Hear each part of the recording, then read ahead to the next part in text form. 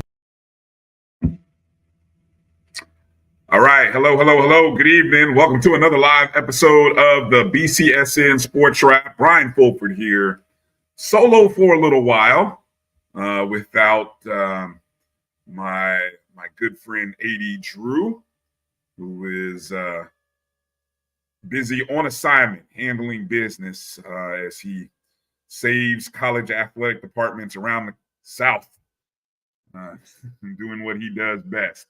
But it's me, and coming up at the bottom of the hour, I'll be joined by our coach, Coach Farasi Norman.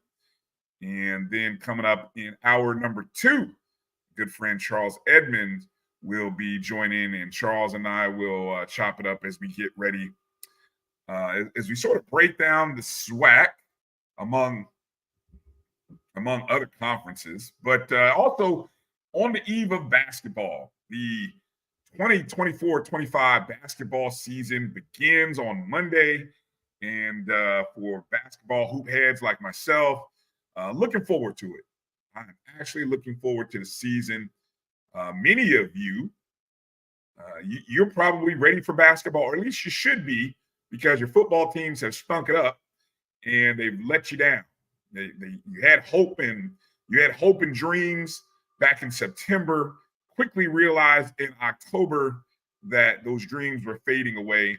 Well, now you're into November, and I don't know, for some of you, you may still have championship dreams and aspirations. For others of you, you're just hoping to finish 500, and then the rest of you, well, you should be on the basketball season. Or maybe your volleyball program is good and you can support your volleyball program as well.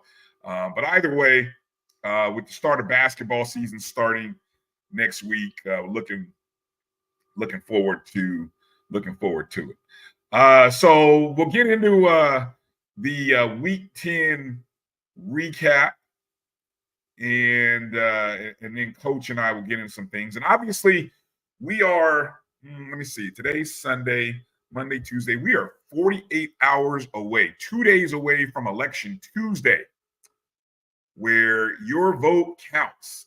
And it's funny. I don't know how many of you chose to do early voting, or maybe you chose to get your mail-in ballots or your ballots mailed to you. I drove by one of the early voting locations maybe an hour and a half ago, and the lines were long. I mean, just wrapped all around the library, and I'm sure it's like that in a lot of places, which is why I did the mail-in ballot. And was like, okay, let me get my mail-in ballot. And then, with the mail-in ballots, or at least in the state of Florida, you can go up to a polling location and literally drop it in the box. You don't have to worry about it going into the mail, potentially something happening. If you're one of those conspiracy theorists or people who think that something might happen to your ballot in the mail. But there are provisions that can be made.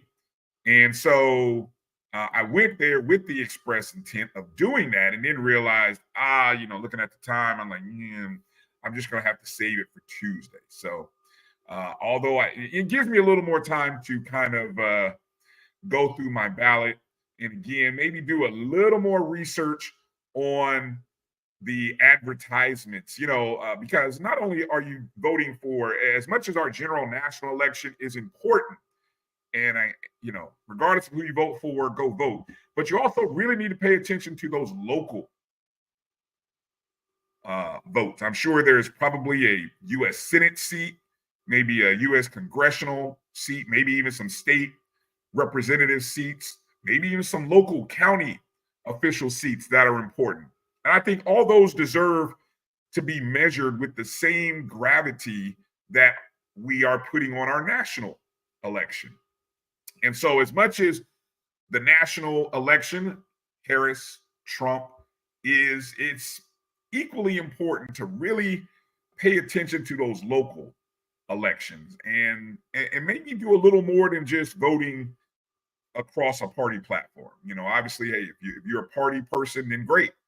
But I'm gonna sit here and encourage you to spend, I don't know, 30 minutes, an hour, however much time you spend breaking down who's gonna win the week's football games. If it's 15 minutes, 30, an hour for some of us, I would encourage you to spend that same amount of time and spend that same energy paying attention to who your local congressmen and women are, and maybe some of the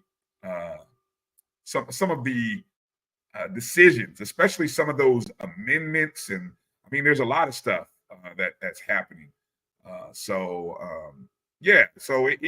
any interesting, I don't know, we're all in various states across the country watching the show, but if you've got an interesting amendment or something that you want to promote or push out there or make us aware of, go ahead and make sure to put that in the chat room.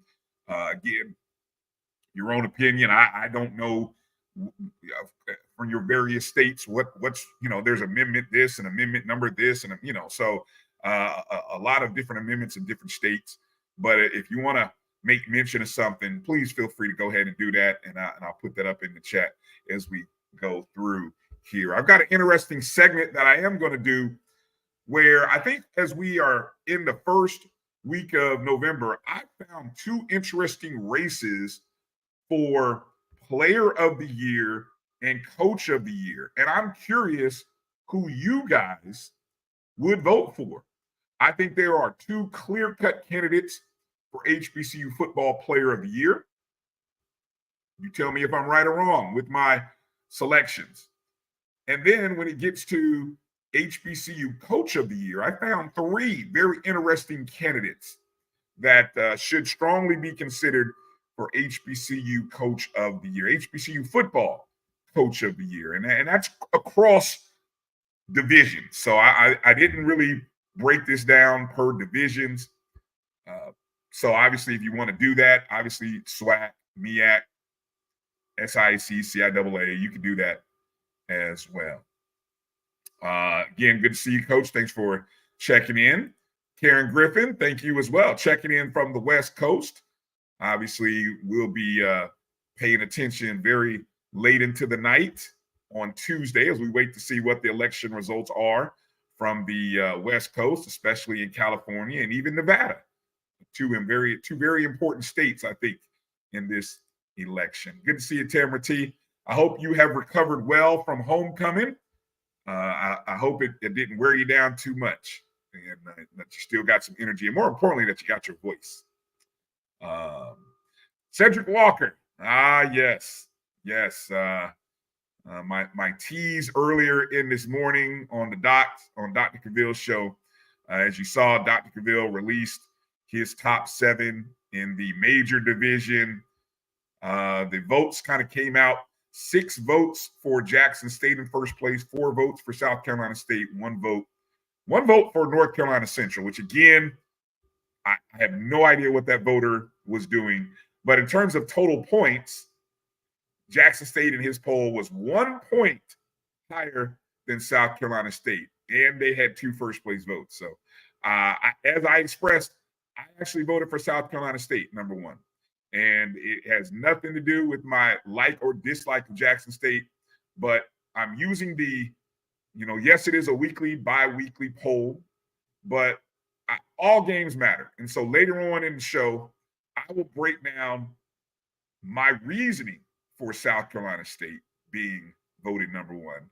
And again, remember, just a poll. At the end of the day, whether these two teams end up meeting each other in Atlanta in the Celebration Bowl, still to be determined. Still a few football games left to play. But, you know, in the past couple seasons, we have eagerly waited on some of these big-time matchups, and I don't know if we've actually gotten them. I know last year we were hoping for Florida A&M and North Carolina Central, and then Howard happened. 2 years ago, we had Jackson State and Central. And was Central the favorite 2 years ago? Somebody refresh my memory. But we don't always get the number 1 versus 2 going in. So we'll kind of wait to see what happens here. Mary 305, good to see you. Thanks for coming in. Jeff Roberts, good to see you. Aggie Pride, you got a lot of reasons to be ready for basketball season, Jeff. Those Lady Aggies should be fun to watch. Should be fun to watch. Good to see that you've already voted, Mary. Definitely.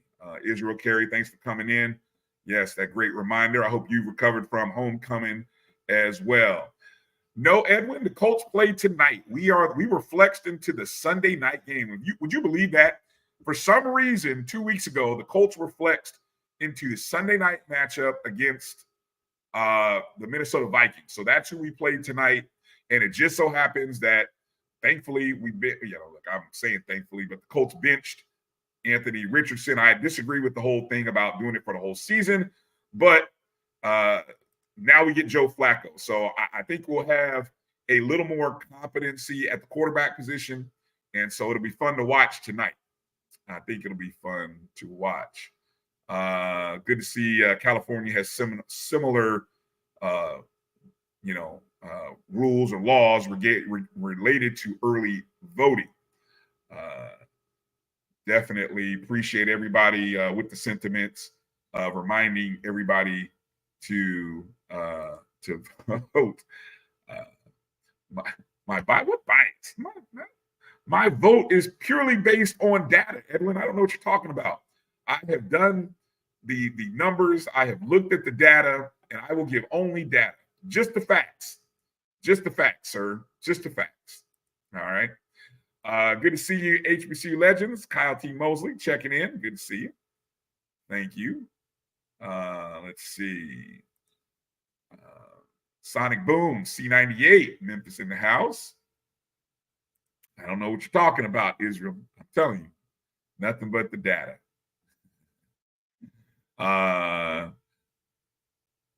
Yeah, look, I don't know. According to, a lot of people seem to, the best teams don't always win. They don't always win. Sometimes the computers analyze things a little bit different. And I will say this, I know sometimes our BCSN rankings take some heat when they require folks to think out of the box a little bit, So we'll kind of see. I agree, A&T Roy. A lot of I think if we had an even number of first place voters, you might have got a tie for the number 1. But there's only 11 voters, and so you ended up with 11 first place votes. And again, I'm just curious as to now. I got to imagine whoever voted Central 1 probably had South Carolina State 3, which is why you saw the difference in points by 1. We're referring to Dr. Breville's poll from earlier this morning that was released. And so had that voter, I don't know, maybe he put that, I don't know, I can't even use that as an excuse because the game was played on Thursday. But anyway, I guess head-to-head doesn't matter, but, it is what it is. HBCU Band Talk.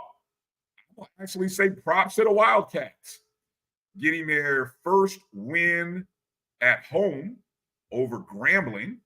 I think if I heard the broadcast team say I think that was the last home game of the season for Bethune, and they actually managed to avoid the dubious distinction of not winning any home games. I think Bethune only really played like 3 home games this year, and you can obviously correct me if I'm wrong there. But to be able to get one after losing homecoming, pretty sweet. So congratulations to Bethune. Now has 2 wins on the year. Unbelievable. Actually, they have moved from second to last to now 4th in the SWAC East. Would you believe that? In SWAC standings, they're actually 4th. Good to see, Edmond, that you voted early. Ed, if the receivers begged for Flacco, I would be, look, the same receivers that couldn't catch a cold butt naked begging for Flacco is hilarious. But, anyway, I'm gonna step aside on that one. But I just hope that they can catch the balls that are thrown to them this time around with the new quarterback. Let's see. I've seen a few of you other folks in there. Yeah, see, this is the logic that I love. I love this kind of logic where, Jackson State beat FAMU to beat South Carolina State. So that just automatically means Jackson State would beat South Carolina State and be number 1. I love that logic. That's great. Boy, love it. Okay, so as I kind of just scroll through, I appreciate you, EA. I hope you recovered from homecoming. 3-way tie in the East. Yeah, I'll try to break down what I know and what I can regarding a potential 3-way tie in the East. At least I'll tell this. I can say this as it relates to tie-breaking scenarios. Thank goodness that the SWAC at least puts their scenarios available on the internet to find. Good luck trying to find the tie-breaking scenarios for the SIAC and the CIAA. Couldn't find. Don't you go do a search. If someone can find it, send me a link. Because hell, I couldn't find it. But I'm a shout out to D2 HBCU Football. I think Kendrick for putting out there the potential scenarios from the other day. So let's get into it here because I wanted to get into some of the headlines from over the weekend, just kind of get your guys' instant reaction to some things. Obviously, the big headline from the first Saturday in November is that in most polls, you had 2 number 1s going down. You had South Carolina State defeating number 1 North Carolina Central on Halloween night at home. 24-21 was that score. And then probably maybe the bigger story was the fact that Johnson C. Smith of the CIAA would lose to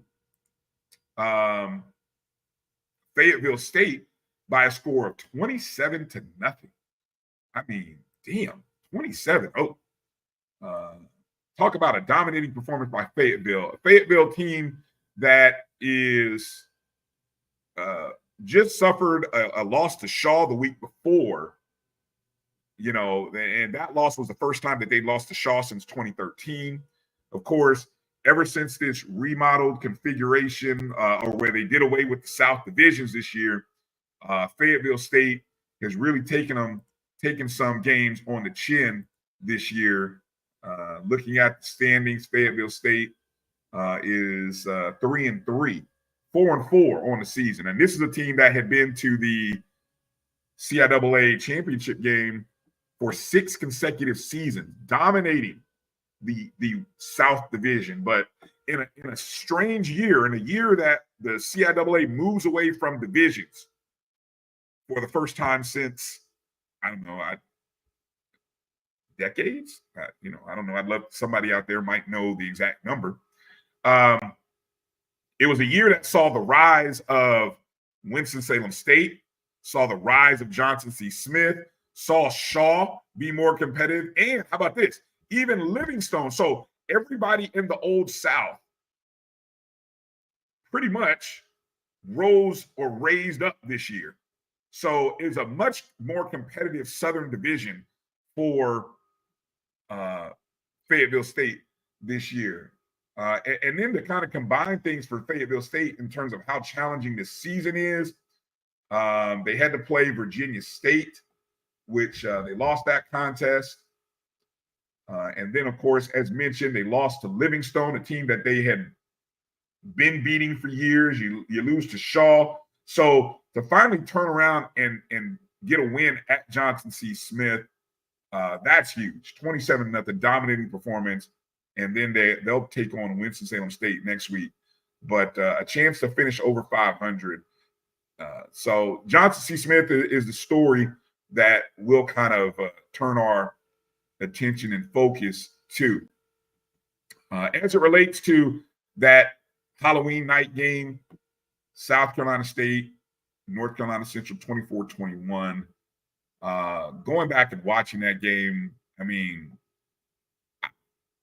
there's this thing about deceiving scores. And I know Coach Farasi, he'll come on at the bottom of the hour and we'll kind of talk a little bit more about this game. But as I went back and watched that replay or watched a few highlights again from that game was not as close as the score might indicate. I think, and I want to make sure I pull it up here.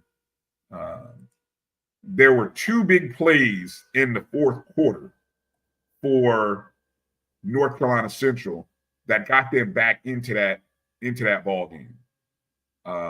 And those two big plays, those two big touchdowns cut the lead from 24-3.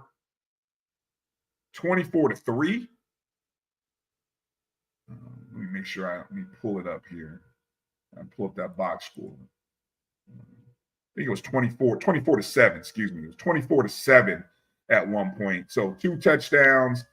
At one point it was 24-7. 17-0 at one point in the ball game at the end of the half.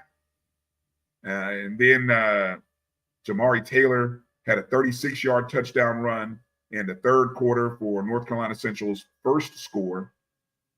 Then Caden High answered with a 42-yard connection with him and Eric Phoenix, at the end of the third quarter to go up 24-7. And then you had a 51-yard play from Harris Walker to Markel Quick and a 66-yard play from Walker to Spikes. Minus those two plays, those two big plays in the fourth quarter, that score is probably a 24-7 ball game. That game probably should have been a 24-7 ball game. And, South Carolina State was which kills me. South Carolina State was a 3-point underdog. At one point, I saw it as high as 5.5. And I mean, I told you guys last week that I was on South Carolina State in that contest. And it just what I'm seeing from South Carolina State, especially at the quarterback play, is pretty doggone good. And really, what's interesting is the former Benedict Tigers are a lot of the playmakers who are having the greatest impact on this South Carolina State team. And so all in all, 11,100 people in attendance. I talked to good friend Brad Gilbert. That was to be expected given the fact that South Carolina State just had homecoming on Saturday. And so a lot of that 11,000 was probably a lot of local folks, but it does make you wonder, is that game any different? Is the crowds any better if that game were played on Saturday? I haven't seen any of the ratings for that game, but it wasn't definitely I don't know if that game lived up to the hype, though, to be honest. I don't know if it lived up to the hype. You guys tell me. Did that game live up to the hype with you? And looking at it now, I felt like the winner of that game pretty much punched their ticket to the Celebration Bowl. I mean, obviously, strange things have happened in the MEAC over the last couple seasons. But if there's one team and one coach that has shown over the last two or three seasons, their ability to focus on the present, that whole 1-0 thing is a real thing for Coach Chinnisberry. And, it bleeds down into the coaching staff and everything that they do.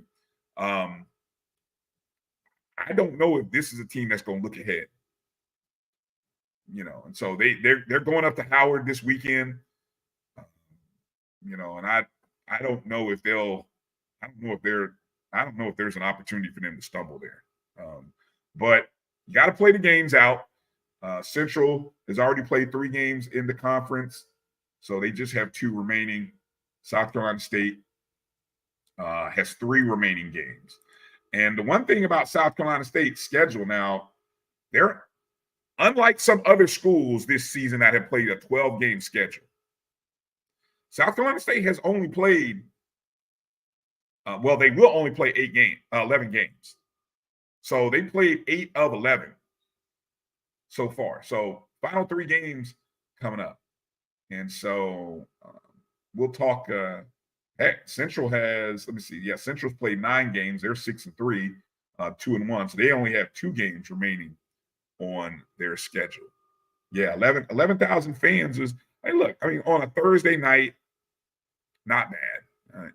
I know it'd be crazy for us to try to compare Thursday attendance numbers on Halloween. It's bad enough that Thursday games are hard enough to get us to come out to, but now you add on Halloween when a lot of families choose to go out, they take their kids out, maybe the adults might go out and it's Thursday. It's a lot going on. That's a challenge. So, but hey, 11,000 showing up, props to them. Good for them.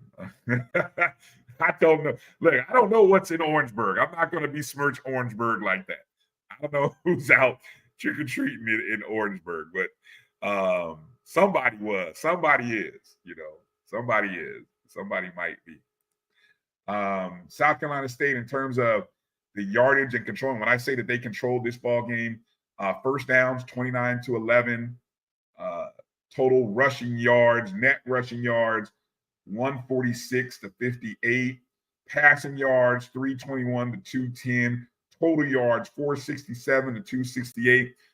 When I tell you this again, the score was not indicative of the game. Don't be fooled, people. Don't be fooled. It wasn't. I know you're going to hate me when I say this. The same way Jackson State's win over FAMU was not indicative of the game. I said it. There it is. I said it. Jump on me now. That's fine. But it is what it is. If you watch the game, you know that it was closer than a 14-point game. Just like that game on Thursday was not as close as the 3-point outcome. All right. There. I said it. Okay, great question. Lennon, appreciate you jumping in, asking me to, let's go through the CIAA scenarios here for a second before I go to our break and bring in Coach, because with Johnson C. Smith suffering its first defeat of the season, right? And there are some, okay, here's what we know. Let me see if I'm going to pull up the standings here for the CIAA. Let me see. I think this is them. Nope, that's the SIAC. Nope, that's the MEAC. Okay, there's the CIAA standings.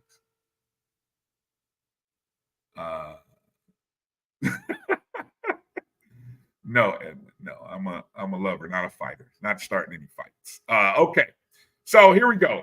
With Johnson C's loss to Fayetteville State. Oh, let me put some respect. Let me say that again. With Fayetteville State's win over Johnson C. Smith, I'm gonna put more respect on it, right? And Virginia Union and Virginia State's win, which we predicted. We predicted that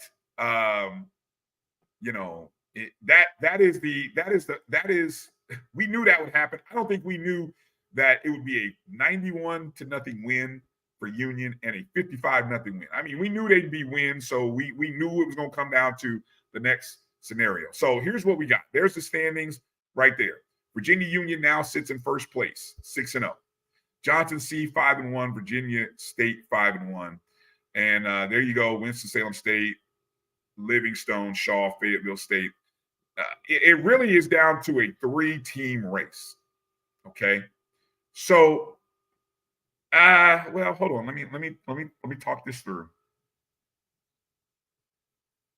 Yes, it is a 3-team race. I don't think there is a scenario that Winston-Salem State can find their way into the championship game, even though they play. Yeah, no, I don't think. Okay, here we go.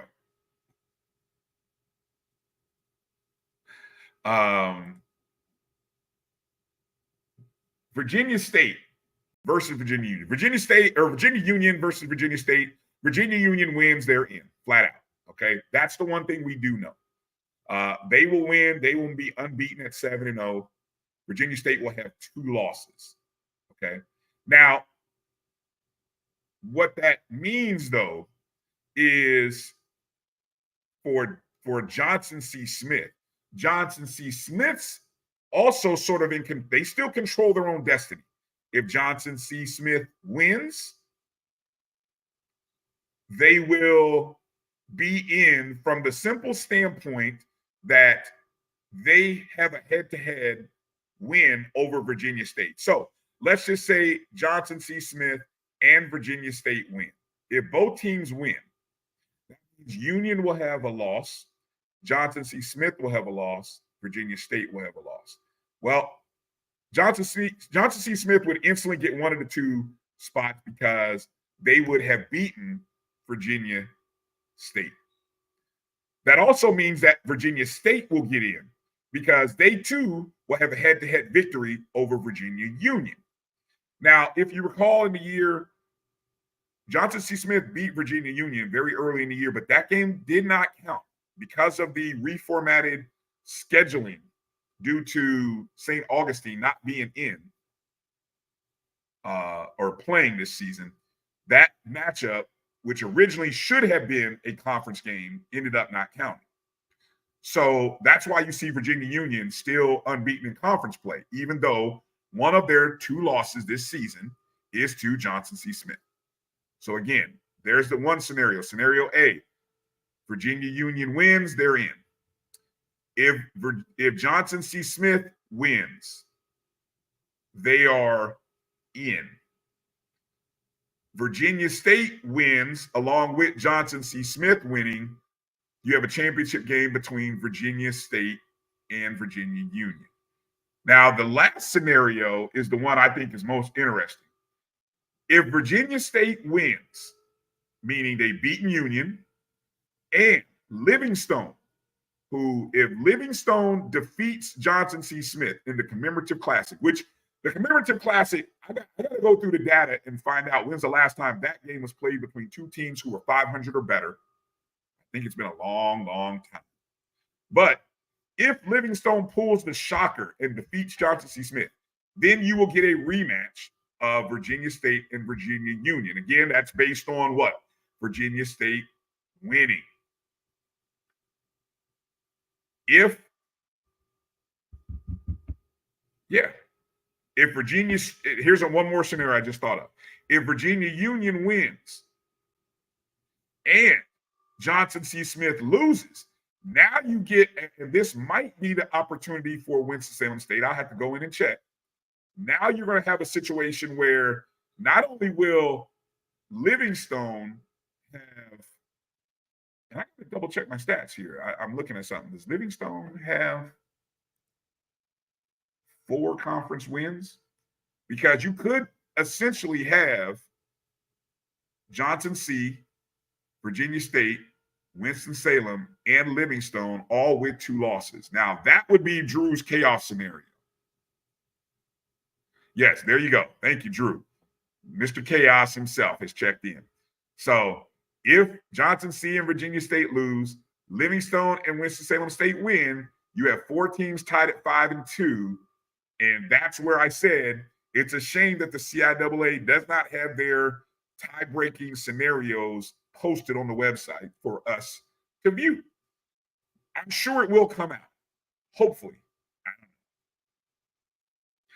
We have to make some phone calls. If you know somebody at the CIAA football offices or the CIAA offices, maybe we can get them to publish that on Monday or Tuesday.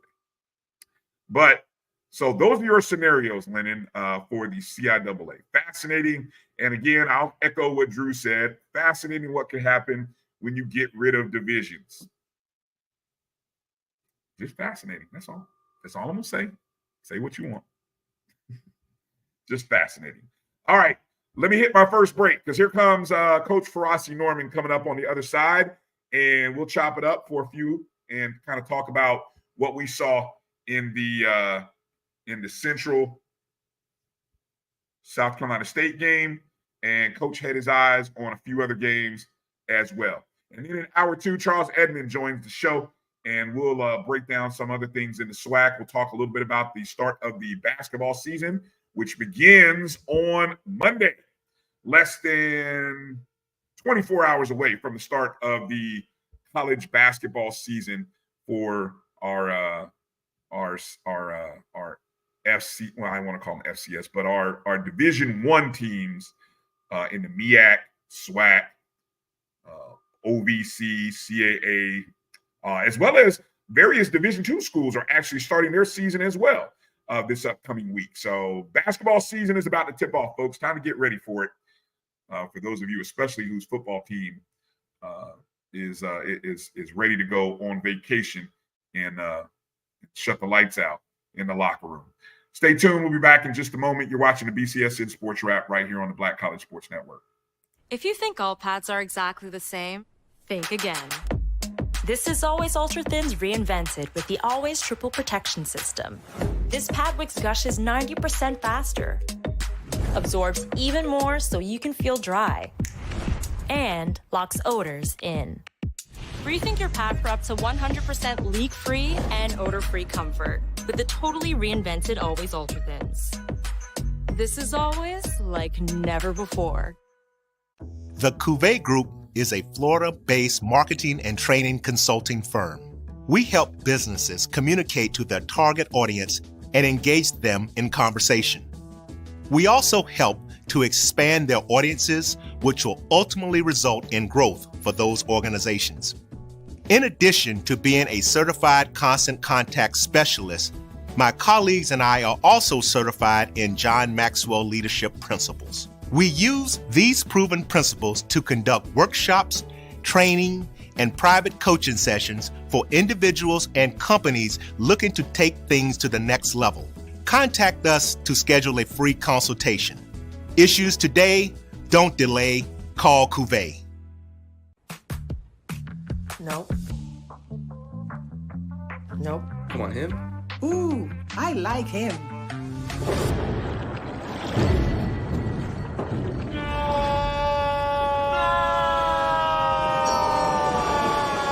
Quick, the quicker picker-upper.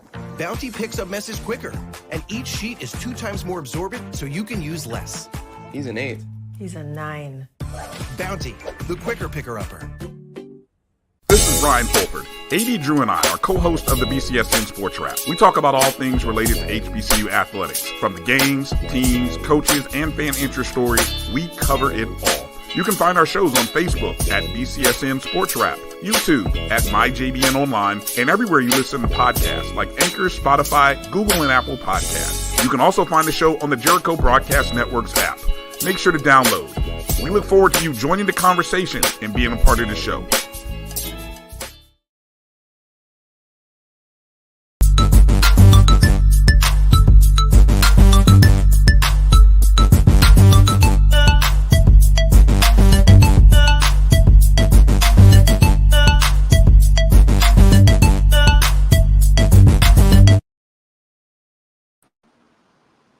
All right, welcome back to the BCSN Sports Wrap.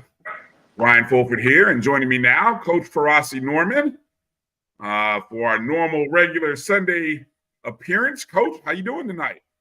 BF, what's up, brother? How you doing? Everything's good over here. Hey, real quickly, let me get a quick sec, okay? I just want to say I've been saying this the other day, and I got to throw it out there because it was just on my mind. I think I owe it to the young people of HBCU. The other day I was watching Kyle T. Mosley. I think I saw him in the chat. I think I heard you say his name. And he had on Hoff, Hall of Famer, Doug Williams. Now, of course, you know, I grew up a black quarterback, option quarterback, so I love Doug Williams. So they were talking about the Legacy Bowl. But Doug said something I thought was kind of cool. He says, I don't want to talk about the bowl. I want to talk about the job fair. He said, we have over 100 companies that show up that are looking to hire HBCU young men and women. Last year, on day one, they had 31 young men and women from HBCUs get hired. I thought that was cool. So I told myself, I said, I think I owe it to reiterate what Hoff just said. Young people out there getting ready to graduate this year, next year, if you've already graduated, please get down there. You can see the game, see some of our stars down there play football. Also, there's a job fair for you. Doug Williams, Shaq Harris, and others have set this up so you guys can have what you call the bag in these days, a job. They're looking to hire you. Put on your Sunday's best, go down there, look in their eyes, speak good English, and get that bag. I mean, come on. They set it up for us, for you. Hey, Great point. That's just great right there. That's just great, point. you know. So please get down there and take it, not to cut you off, brother, but please get down there and go get that bag. I mean, it's there for you. Yeah, I'm always curious how organizations like that engage with the fan bases or engage with the student bodies in various places, because obviously that event is held, I believe, in New Orleans or right outside of New Orleans where Tulane University is. So it does have a region where, folks from the southern, anybody within the I-10, that area of Louisiana, Alabama, Texas, you got access to it. Maybe it might be a little easier than students that are, in Georgia, East Florida, Central Florida, or even on the East Coast. So I'm curious how the organization like the HBCU Legacy Bowl reaches out, because I will say you're dead on with your point, Coach, because I remember there was a young lady, Angela, who she worked for, she did some work as a student with Coach Berry at Benedict. And she made a point of getting to these various events and getting her information and resume out there. So there's opportunities, like you said, Coach. If you need a job, if you want to be in the same room where people who do the hiring are, then you do have to find a way to get to those events. Good question, Jeremiah. I don't know if you're too old for those jobs, Jeremiah. Look, maybe you're looking for a career change. It can't hurt. It can't hurt to go down there. That's all I can say. They didn't say nothing about age. They just said HBCU, young men and women. He didn't specify age. I think that's discrimination. But Jeremiah, if I'm you, I get there because, hey, buddy, they looking to hire us. That's beautiful. They're looking to hire us. Yeah, good stuff. All right. Coach, obviously the big game from last week, going into the week, was North Carolina Central traveling to South Carolina State, one of the big early MEAC showdowns. The first big contest in the MEAC, and a lot of people, like myself, thought that the winner of this contest would actually have be the front runner to go to the Celebration Bowl. We've seen Central and South Carolina State this season. We've seen them against some good opponents. South Carolina State ended up getting a 24-21 victory. But as I mentioned in the first segment, Coach, that score not indicative of that game. I thought that game was completely dominated by South Carolina State, with the exception of two big plays in the fourth quarter. What were some of your observations and takes when you watched that game? First, let me say shout out to both coaches. What Tennis is doing is not easy. Stepping in the shoes of legendary Buddy Pugh. Hey, those are big shoes to fill, and I think Tennis is doing a good job. Once again, shout out to Trey Oliver. They consider him the best coach right now at the HBCU level. That brother's doing a great job. My observation for that game, it was Halloween night. I thought that it was a good game defensively. I saw some good deep shout out to the D-lines. The D-lines was playing well. They was getting to the quarterback, stopping the run. Didn't really see many big runs. Saw one or two here and there. I know that who was wearing blue? South Carolina State, their quarterback, he had like a 10, 12-yard run to the house where he covered up the ball. It looked like a running back covered up, got in the end zone. That was a good run. And I know probably late in the third, North Carolina Central, they had a running back. He started off to the right, and he broke it back to the left for about 35, 36. He got some quick feet. That was a good run there. Otherwise, the running game wasn't really there, which I was surprised because, everybody know I love big linemen. South Carolina State got big boys. Both teams do. But it was a good defensive game, man. I thought it was some good hitting going on, some tackling. I saw that North Carolina was able to get to South Carolina State's quarterback a couple times. And so I had no qualm with the game. Once again, I have no dog in a fight. But I was just happy to see a good game. Once again, ESPN giving us some love. And I thought they showed ESPN, this is why you come look at our student athletes, because we play good football.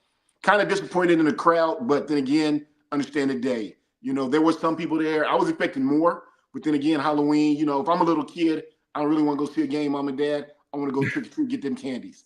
And it's after homecoming. It's the week after homecoming, right? It's like just a few days after homecoming for many South Carolina State folks as well. And then, like I say, if you're a parent, you didn't bought this costume. This kid wanted to be whatever he is. You just spent $50, $60, so you're gonna wear this costume. So yeah, so I mean, you know, hey, once again, whoever was at the game, shout out to them.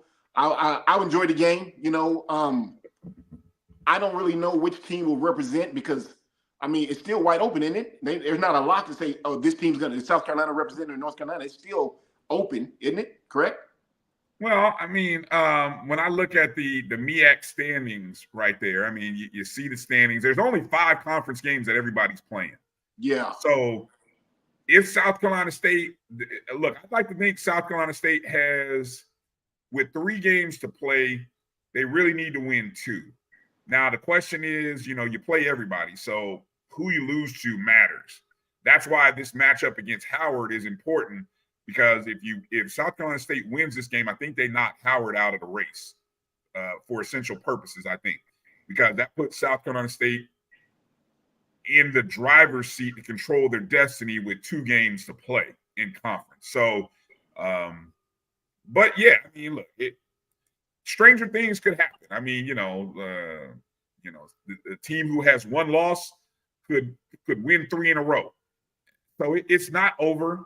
It's just somebody controls their destiny right now, and it's South Carolina State. Oh yeah. I mean, it's crunch time, but like I say, I don't see just one. I don't see South Carolina State say, "Oh, we got this," or North Carolina State, "We got this." I think, like you said, you got to finish up the next 3 weeks to actually figure out who's actually going to do one. But we do know this: one of those 2 teams is going to represent from that conference, and whoever it does is going to be well deserved. They're both well coached, and they got good teams.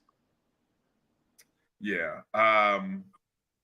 So yeah, we'll kind of look and see where it goes. Lennon brings up a great point. I think Howard, obviously because of Howard's scheduling, Howard still has to play Central. Howard still has to play South Carolina State.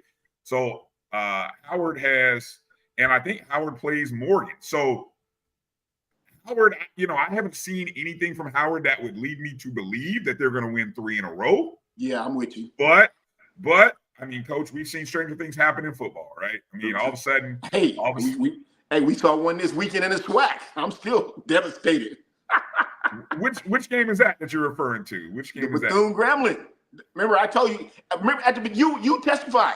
We sat right here and we watched Bethune that first game, and I says, if they can get this together, they're gonna have something to say. Then they just kept losing and losing. So a couple weeks ago, I just said, you know what, I'm done. And next, they beat. And I didn't see not the Grambling just say they're not Eddie Robinson's old school Grambling, but I didn't see that happening. I even said on the Carlos Brown show, I said I'm going with Grambling. And when I seen that score, I said, whoa. Maybe they heard me and said, okay, Frosty, we're gonna show you we can do this. And if that's true, hey, congratulations to you fellas. But that was a shocker to me.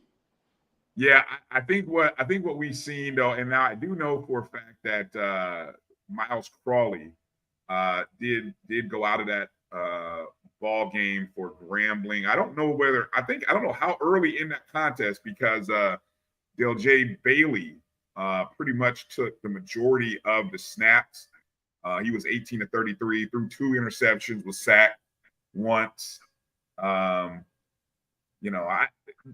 curious thing, Coach, is what Bethune has going on in the quarterback position, because a couple of weeks ago or a week ago, last week, it was Luke Sprague, who looked pretty competent. And then we've seen Cam Ransom, the young man, a bit. So, but they played both of those guys yesterday, and I don't, you said you played them. You're not afraid to play 2 quarterbacks. I am not. A lot of people will scoff at that, but so I don't know. Maybe Bethune has figured out a way how to play both of those guys and them be effective, with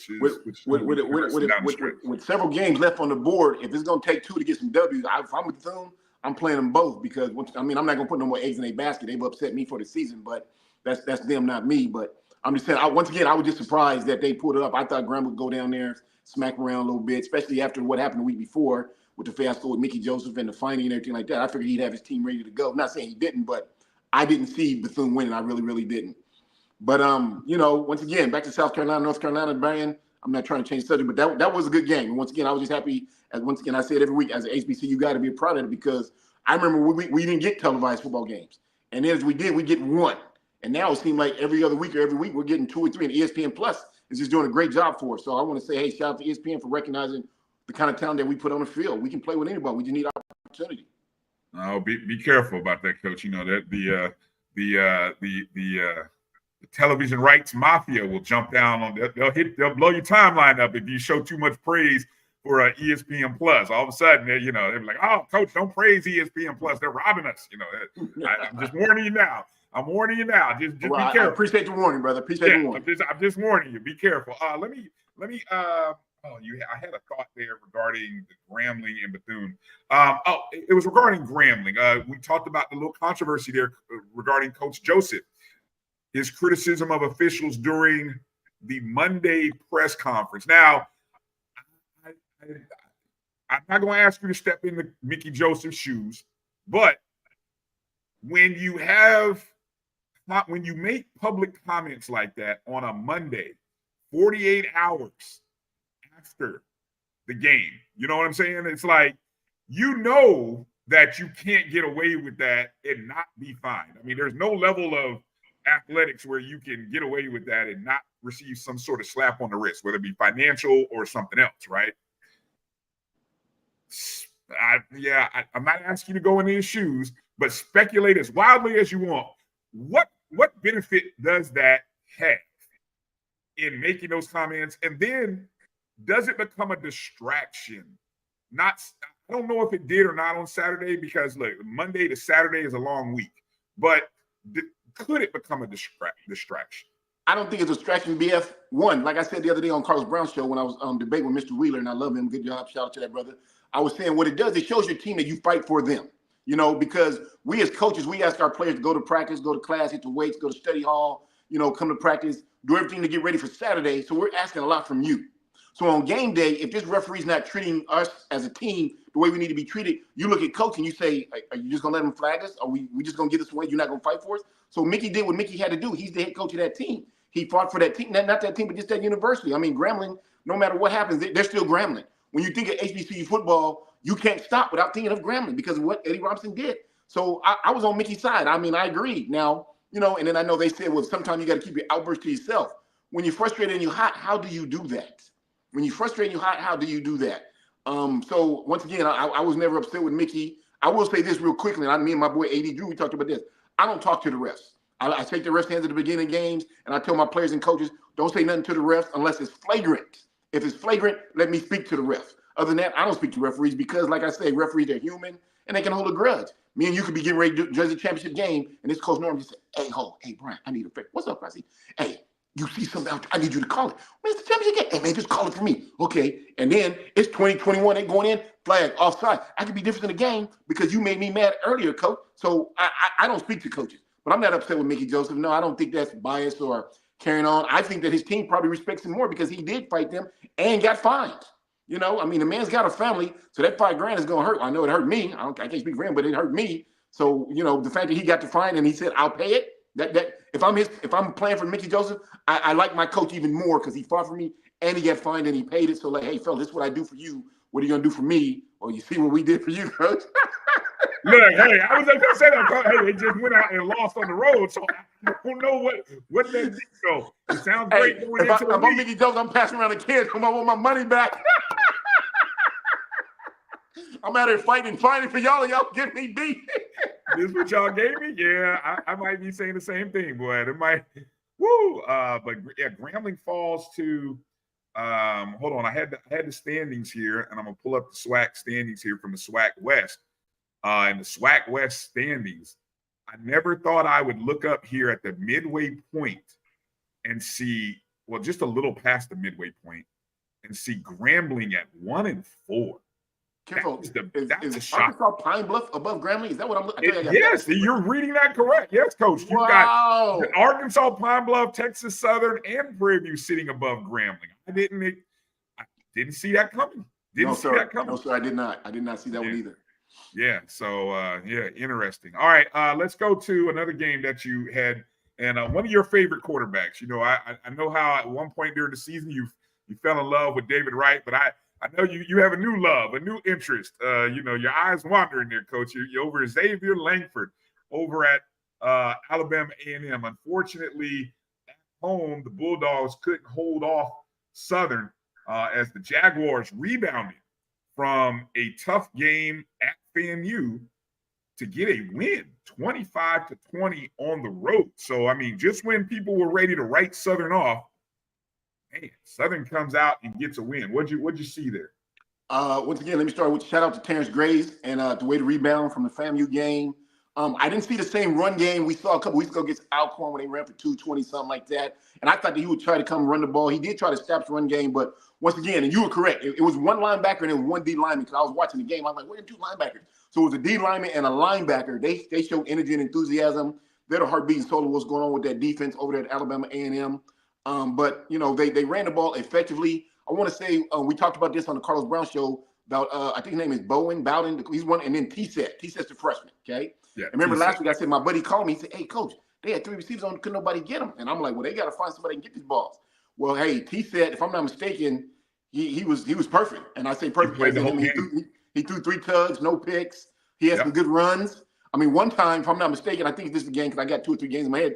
I think this was him. It was like a 4th and 18, and he took off and picked up the 18 yards. He went out of bounds, but that's what I teach my quarterback. Don't take no necessary punishment. So he picked up the 18. That was big for that drive right there. And I was like, okay. And you could just see the game coming him and him coming to the game. And I'm thinking Southern found their guy. Once again, nothing against the other guy. I played 2, but I think Southern has found their guy. And T said he's just a freshman. Grow with him. This is why I think you like both these quarterbacks, right? They not only throw it, but they run it. T said he was 24 of 37, 294 yards passing, 3 touchdowns. As you mentioned, no INTs, no sacks. Mm-hmm. He also 6 carries, 57 net yards. Mm-hmm. Then your guy, Xavier Langford, 15 of 32, 169. He did throw an interception, but he led Alabama A&M in rushing, 15 carries, 93 net yards, and 2 touchdowns. Hey, man, that boy, when he takes off a run, he looks like a running back. And he's not very, I mean, he ain't, built like one, but he runs hard. He's got that it factor. When he's in the game, you have to be careful. If you're not beating A&M by 2 or 3 touchdowns in them last couple minutes, you can't just sit there and drink a water bottle thing comfortably because if he gets the ball back, he's a Joe Montana, he's a Patrick Holmes, he's a Tom Brady. I mean, he's gonna come get you. Run or throw, he's gonna come get you. So yeah, I'm very much just falling in love with Xavier Langford. Unfortunately, his team not winning very much. I know I heard you earlier talk about like college player of the years and everything like that. And I told you this earlier. He gets my vote. But I think because A&M is not winning, and usually you always go to the guy that the team is winning, so they'll probably go to the running back at Jackson State or your quarterback at FAMU. But he gets my vote, man. He's right there with them. And anyone who doesn't think so, go back and watch that young man. He's a player. It was a good game, really was. I was impressed with both sides. Once again, really wasn't a lot of running. And I was wondering what was going on with England from A&M because, I mean, he's 5'10", 220, but I think he only had maybe 1 or 2 good spurts. They had another guy behind him. He's got like an African name. I don't want to say it because I don't want to mess it up because people try to mess my name up. I get upset. My name is Farasi, and some people say Farasi or Farasi. It's like, hey, it's Farasi. So anyway, he came in. He had 2 or 3 good, long 15, 20-yard runs, okay? And this was like third, fourth quarter. And I was like, wow, okay, maybe he need to be getting the ball a little more. But happy to see Southern got a W. It was a good game. Langford, once again, still gets my vote for College Player of the Year just because of what he does. He started off at 3rd string, worked his way up, came in, and is playing well. Is playing well, man. And unfortunately, we give it to the team that the guys win and everything like that. But if you've been watching football the way I've been watching it, you have to say the same thing I'm saying. He's Player of the Year because that man is just playing his butt off. And it was, once again, I was happy to see the game. Southern and Alabama A&M. Terrence Graves and his boys. Where are they now? Are they still in the driver's seat? Well, yeah. Southern is sitting at 4-1. In the driver's seat. Of course, they've got the contest coming up with Grambling here. And as I let me see if I but that's not to the end of the season, right? That's last game. Everybody knows about right. But I mean, in between that, I'm just kind of looking here at what's on the schedule. So for this upcoming weekend, Southern hosts Bethune-Cookman. So that'll be an interesting contest.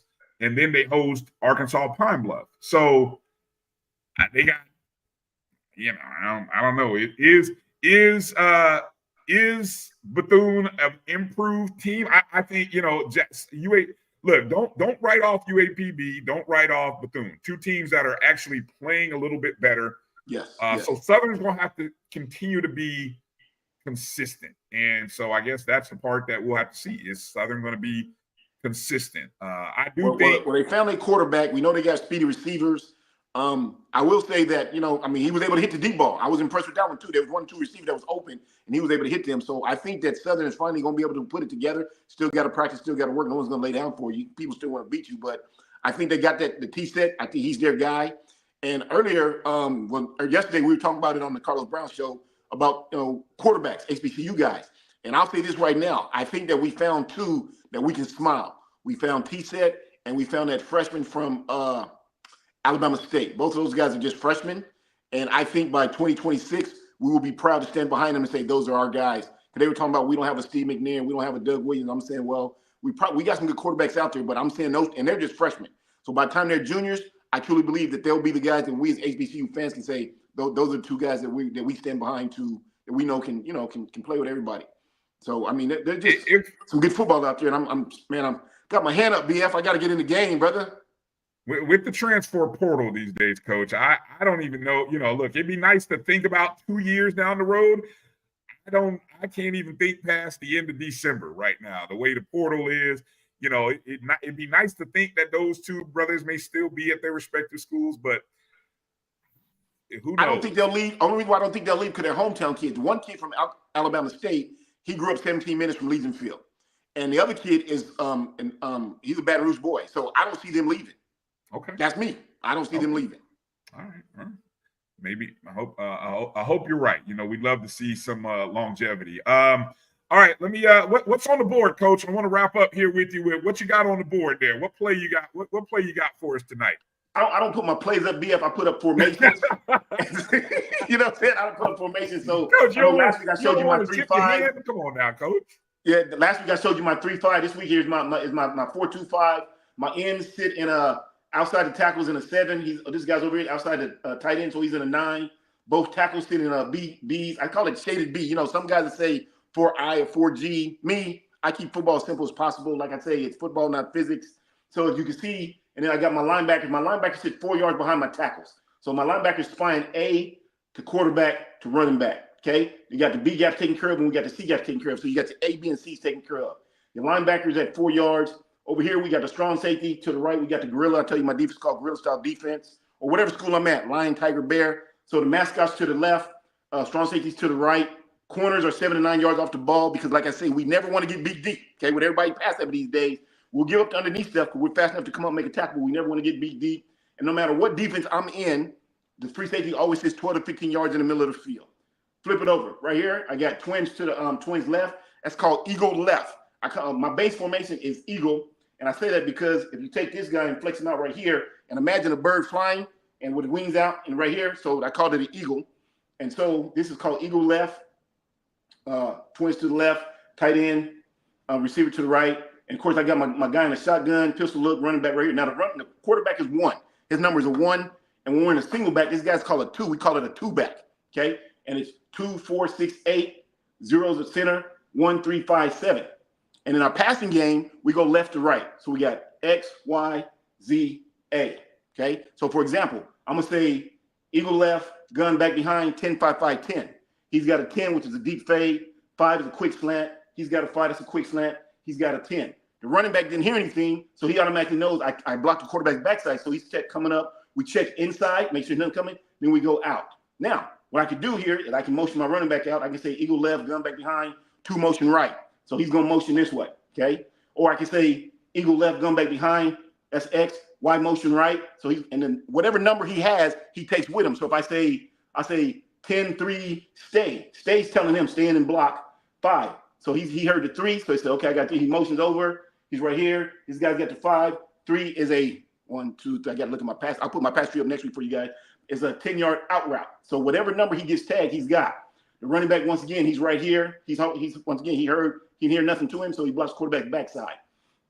So Then we can flex this guy out. That'll make an eagle there. Now, running game wise, O-line wise, once again, I make it simple and easy as possible. My linemen, I teach them because I coach O-line or whoever I hire. We put it into the play. For example, we're going to say eagle left, gun back behind, 21 dive. So we heard 220, that's a two back, 1, that's a dive. So the O-line heard dive, that's a drive block. Okay, so now we'll say eagle gun back behind, fake 21. Fake is play action, so he's got a good ride. He's coming through the hole. He's riding right here. And we're gonna go 13 dive. So we got 1, 3. So that's the quarterback. He's faking faking the two back, and he's coming right through here. Okay. Now we can do the opposite right there. We can go speed option left, right, bootlegs. Now I can go fake 21 here, fake 21, 18 boot. So now boom. So we know the 8's over here. So we're faking here. He's a good fake. Quarterback's rolling out. I teach my tight end. He's gonna slam down on the end or the outside backer who's over him. 1, 2. Then he's gonna roll out to the flats. Obviously, I'm gonna send him on a 10 route. Quarterback's gonna go. If he's covered, he's gonna run. If he's uncovered, hit him in the flat. Good short yardage play for the sticks. When we was talking a couple of weeks ago, and you asked me, Coach, what have you done on that 39? I said I find the sticks. So that's a good play there. I know we don't have a lot of time. I get kind of excited. So if you notice, whenever I talk football on the board, I get a little excited. Thank you for this opportunity. But hopefully one day, BF, you and AD got to come up. Let me get 30, 40 minutes on the board, man. I can just cover this stuff real quickly because I hate rushing. But hopefully people starting to get an idea of what I'm doing out there. Real quickly, I know this goes along with what's going on the board. The other day, BF, I'm sitting out here. You know, I'm living in the country. It's nice. It's quiet. I got deer. I got raccoon. I got owls. I mean, I got all animals as neighbors, right? So I'm sitting on my front porch. I'm just hanging out. And this person drives by, and they play this song. I ain't heard this song since I'm 52. Man, this song was an early 80s song. I wasn't 10 years old. But anyway, you may remember it. Anyone my age, 2 years behind me, 2 years older, will remember this song because it was a real popular song. And I'm going to put it into a football context and work with me. The song says, call me if you need someone to talk to. Call me, satisfaction, guarantee. So I'm sitting on the porch. I'm like, oh, I ain't heard that song. And like I said, I wasn't 10 yet. So I'm 8 or 9, but I remember that song. So I don't know who wrote it, but I remember that. So then because I'm looking to get into the game, everything I do is football-wise, probably because I don't have a girlfriend. Because they say, oh, you do stuff about football. Yeah, baby. Well, hey, I'm trying to get in. So anyway, I put it into a football context. So presidents, vice presidents, ADs, assistant ADs, board members, boosters, listen to me. The song, call me if you need someone to talk to. Call me, satisfaction guarantee. Call me if you need someone to coach you. Call me. Look at you. I see what you did there. Call me. Yeah. So anyway, that's offense. Called a little Norm session. That's my 4-2-5 right there. ABC gaps covered. Strong safety. If he's out here and he's here, that's his man. Corner man. We never switch up, so I never get beat with the crossing route. So the corners always stay on their island. So if you're coming up, if you see my hands, if you come up, you got the crossing route. I don't want to get on my board and mess nothing up. Maybe that's later in the day. But if you cross over, no matter what, he stays on his island, and he has the guy that catches it from him. Over here, the defensive end, he's taught to crash down on the tight end. A lot of times you see nowadays tight ends run up the field free. Remember Jason Witten played with the Cowboys? Every time I watch a man's running an inside or outside curl, I'm like, is anybody going to hit this guy? Or are we scared of him? I know he's a big guy, but so we teach our guy, first step, crash down on him. Take his top of your head, helmet, and put it in between his helmet. Shove his helmet in between his head. Helmet in between his shoulder pad. Hit him 1, 2, and then separate Bud, swim him, whatever, to come across, see what's going on. If the running back's coming, that's your guy, quarterback coming. But then when he gets free, as soon as he lets him go, he belongs to the gorilla. So the gorilla just stepping up because he knows my guy got him, and it's called strong right. Yeah, because on the right side. So he's saying strong right. So he let him know, hey, I got a tight end. Okay, I'm going to hit him for a second, and then he belongs to you. So the tight end, he runs, goes that way, he goes with him. Goes to the sideline, we had him a water bottle. He goes to the bathroom, we had him some tissue. So he becomes his guy because there's no receiver there. If there's a receiver there, he automatically belongs to him. Just like with this guy over here. So I call my defense gorilla style defense, and if you can see, we make it hard to breathe in the jungle. Also, my friend, everybody knows who my friend is. He called me the other day and he said something to me that I said makes a lot of sense. Okay, give me a quick sec, BF. We all know my friend, first letter of the alphabet, fourth letter of the alphabet. He says, hey, there's going to be about 4 or 5 schools looking for O coordinators. What do you say? And I say, if they call me, let's talk. So if you're out there, you're a coach, and we know 3 teams right now that got good defense, but you have a problem moving the ball, call me. If you need someone to move that ball for you, call me. That's Sky, Coach. Coach, the group Sky. Oh, the group Sky? Derek White, Sky. S-K-Y-Y. Okay, well, hey, Sky. Okay, well, once again, I can't play it because YouTube might put a restriction on me if I play it, but there it is, Coach. Yeah, thank you. But it just goes into when they said call me, I'm thinking, okay, what we got about 4 weeks ago, BF? About 4 weeks ago, because this time next month, we're getting ready to wrap it up because Celebration Bowl is December 14th in Atlanta. So today is the 3rd, 4th. Yeah, so we got 5 weeks to go.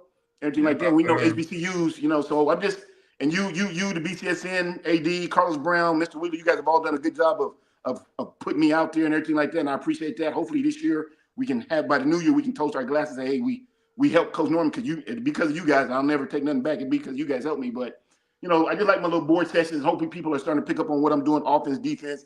I ain't putting up their special teams. But I tell you this, special teams, I don't do nothing, I don't do the crisscross or the reverse. Hey, punts, kicks, PT. I will say this, and everybody knows it. We work it every day. We work special teams every day. We don't do it on Tuesday and then wait till game day on Thursday. No, from Monday till game day, we're working special teams because I'm big on that. Gotcha. So anyway, my friend, right, hey, Coach. I appreciate this.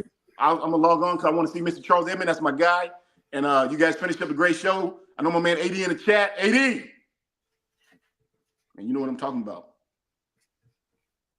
All right, hey Coach, be well. Have a great week, and you and I will catch up offline, and we'll figure out what the big game of the upcoming weekend is. All right. Yes, sir. Yes, sir. Hey, once again, thank you. Have a good rest of your show. HBCU. Hey, all right. Appreciate you, brother. All right, Coach Farasi Norman. Love Coach. Appreciate all. Look, some of you guys, Coach is enthusiastic. He loves the sport. He loves his HBCUs. He's a Langston University grad. 2 years of having Coach on, it's fun. It's fun kind of having a different perspective and, entertaining guy, a great personality. And we really hope that, he wants to give back. He wants to get back into this space. So we hope that we, have a small part in helping him do that. All right, let me take a break and come back. Charles Edmond, Alcorn State Sports Network, Radio Network, will be joining us. And I will finally tell you the metrics and why I have South Carolina State ranked number 1 after 9 weeks in the FCS polls. Now, just 9 weeks, but I know a lot of you are looking for the data. So here comes the data.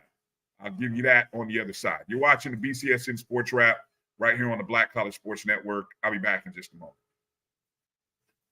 Choice Hotels is a family of brands that helps you get the most for your money so you can be any traveler you want to be. You could be a free hot breakfast hero at a comfort hotel. Yes! That's how you waffle. Mr. This script got a plot twist at a Radisson hotel. A business big leaguer. Go for key. Even the ultimate pool float inflator. With 22 brands and the best value for your money, Choice Hotels has a stay for any you. Book direct at choicehotels.com, where travels come true. Gotta get the corners.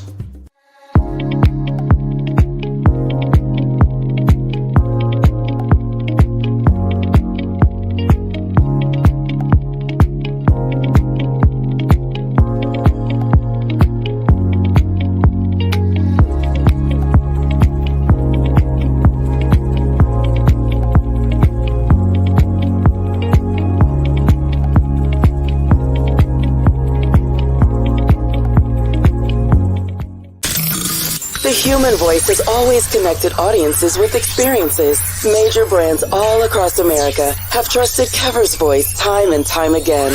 Conversational, powerhouse, intelligent, and sincere. That's the voice you need for your creative marketing process. KEAVERSVOICE.com. Kever's Voice, Kever's Voice, KeversVoice.com. Always on, all the time. Since 2002, Empowerment Resources, Inc., a nonprofit organization, has empowered more than 1,500 youth and adults in Duval and surrounding counties. Through its programs, Journey into Womanhood, Girls Mentoring, Life Skills for Teens, and parenting education coaching. To get involved with programs, volunteer, or donate, visit www.empowermentresourcesinc.org. Follow us on social media, facebook.com/empowerment.resources and instagram.com/empowermentJAX. Troy, you work here? I'm never not working. Like Head and Shoulder Scalp Shield technology, up to 100% dandruff protection, even between washes. Never not working. Never not working. Never ever not working. Head and Shoulder Scalp Shield, never not working. You're looking for the latest information on Southern University sports, the Southwestern Athletic Conference, and HBCU athletics. There's only one place to go. Tune in to the Carlos Brown Show, exclusively on the Black College Sports Network.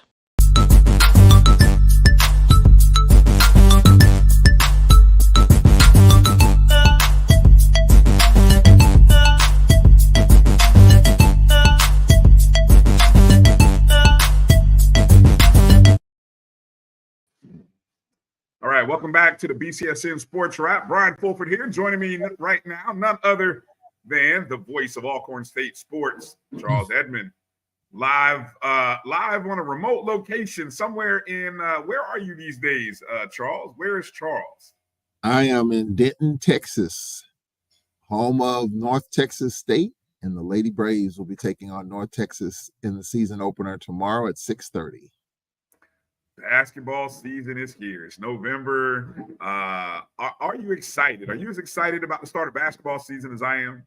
Yeah, I am, because this is the time in which you get a chance to kind of see what your teams are looking like. You're playing some tough non-conference games, and so they're really going to be put to the test, and you're going to see the patience of our coaches during this time of year, as they kind of pare down the rotations a little bit and kind of tear it apart in non-conference and put it back together as you get ready for conference play, which starts in January. And of course, as Wheeler Brown has said, you're gonna get some paychecks along the way. So there's a lot of good stuff in the bag there for non-conference. We could have our own opinions about playing these games or not, but the reality is they're going to continue, and the reality is you got to bring in X amount of dollars, and the reality is you learn about your team in these type of situations. You're away from home, there's no pep rally. You got to figure out a way to get it done on the road. So that's what I enjoy about basketball this time of year.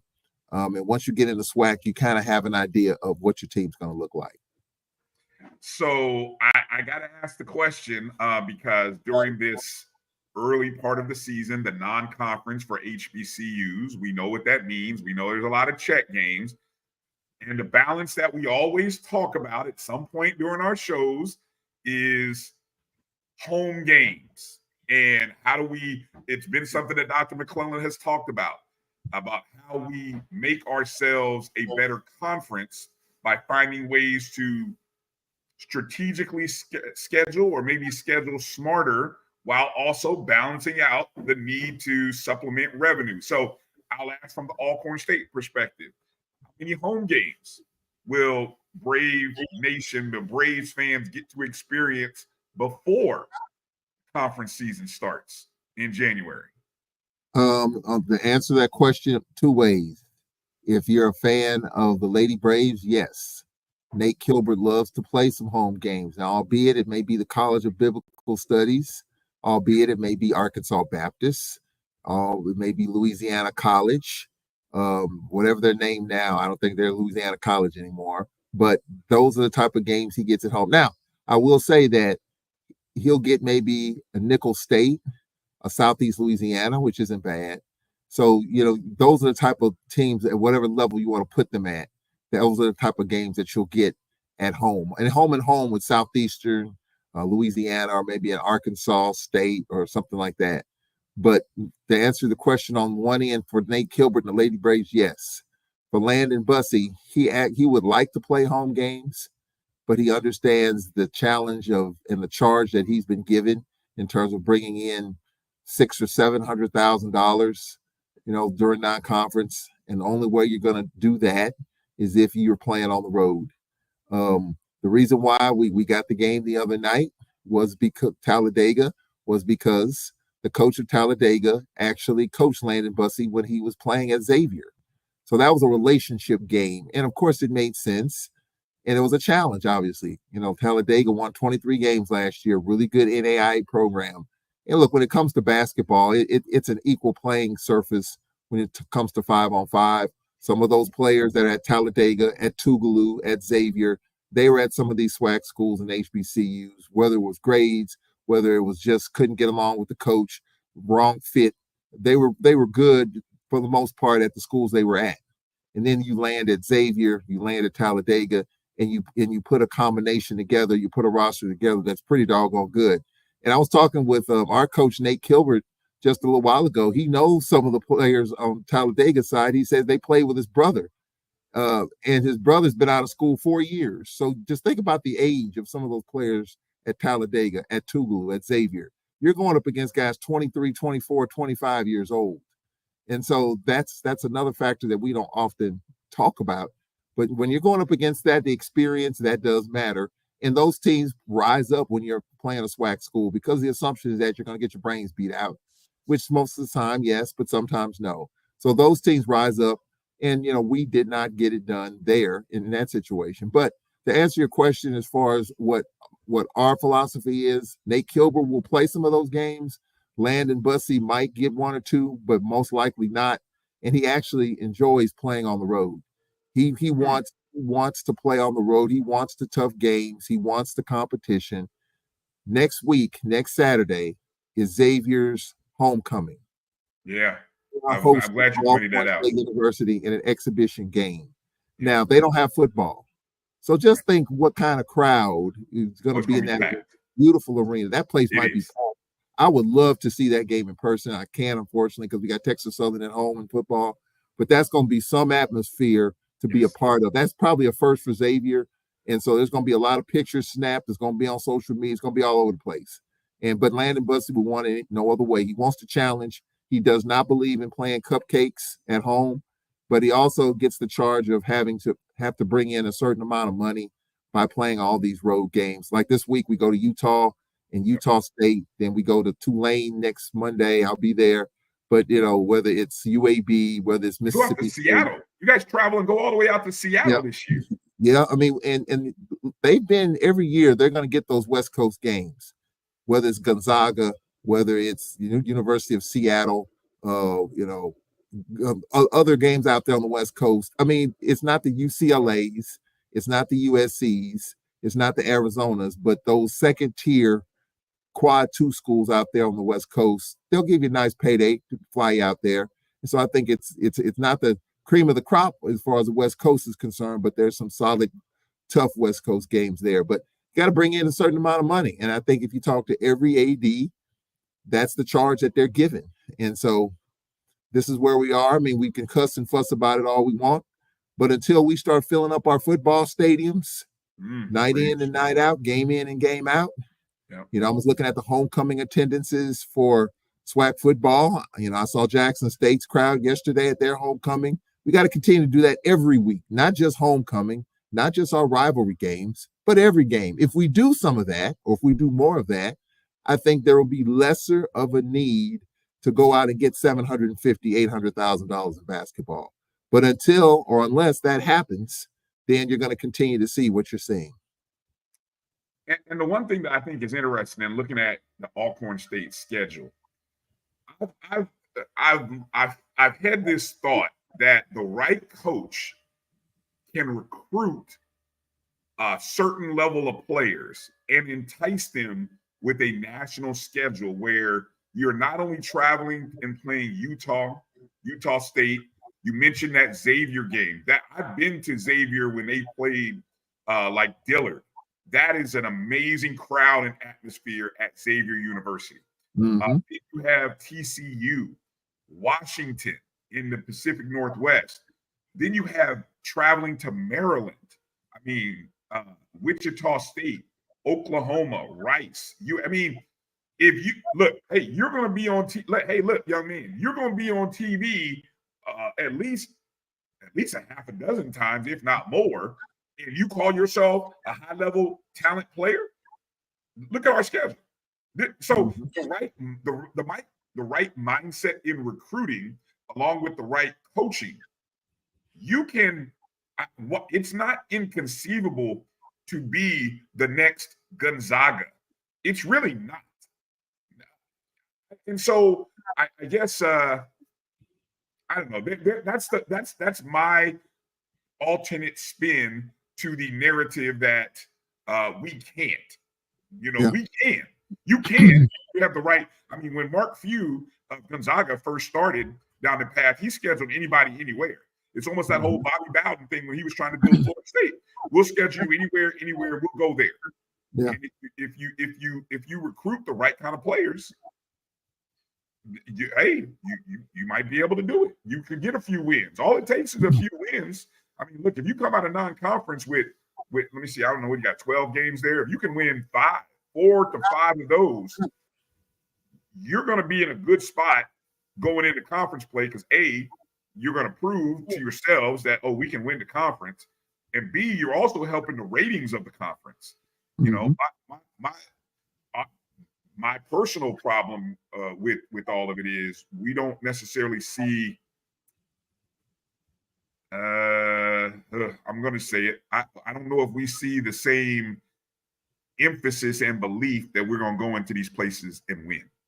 And that may start at the coaching level, and then it filters down into the players that you have recruited. So I said it, and I'm going to leave it alone there.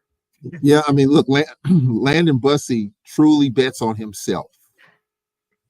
He's very confident in what he does and how he does it and when he does it and where he does it. He said it after the game the other night. He has no apologies in terms of playing Talladega. He has no apologies about playing Xavier at Xavier. You talked about that experience, and it's going to be wild. The Maryland game, by the way, is a homecoming for him. He's from Baltimore, so you can understand why he's going to get Maryland on the schedule every year. He wants to go back home, and that's good. Maryland is one of those programs, kind of second tier. If you get 3 or 4 of those, that's going to help your resume individually. Does it help the conference? No, because other schools in the conference have to do the same thing, and we're not doing that. That's a whole nother conversation. But Landon Bussey believes in himself, and why would you not believe him? When he took over the program, we were near the bottom of the conference. We were coming out probation. And so you look at his resume, 2 regular season titles, 2 NIT appearances. He finished as a 2 seed last year. I mean, the only thing left is to hoist that SWAC tournament trophy. That's the only thing left. And he talks about it almost daily. I guarantee you, he thinks about it every day. He thinks about it every day in terms of not finishing that journey. So he's got a brand new team, basically 13 new players. So this is kind of like year 1 for him. It's been since probably his first year he's had to really retool and redo it. But, that's his belief. The transfer portal, he lives in the portal. He said that from day one. He's going to recruit out of the portal. Yes, he'll get a couple of kids, freshmen out of high school, JUCO, but he's looking at the portal every day. He's looking at the portal every single day to see what kind of players fit what he likes to do. And this is going to be a little bit of a challenge because you don't have the Jeremiah Kendalls and the DK Thorns and the Byron Joshuas. I guarantee you, if we have those 2 players on our roster from the other night, one of those 2 would have stepped to the free throw line and made some key free throws, and we would have pulled away. We got a key basket up 9 with 5 minutes left, probably put it away then. But, you don't have that. And so you have to kind of, not say start from scratch, but you have to kind of rebuild this thing. And I don't think he has a problem with it because what he's looking at is talk to me in March. Right. Talk to me in March because that's, the one thing he talked about last year at the end of the season. And, coaches kind of back off their teams the last week of the season to kind of get ready for the tournament. And he did that, and we got knocked out by the 7th seed Alabama A&M Bulldogs.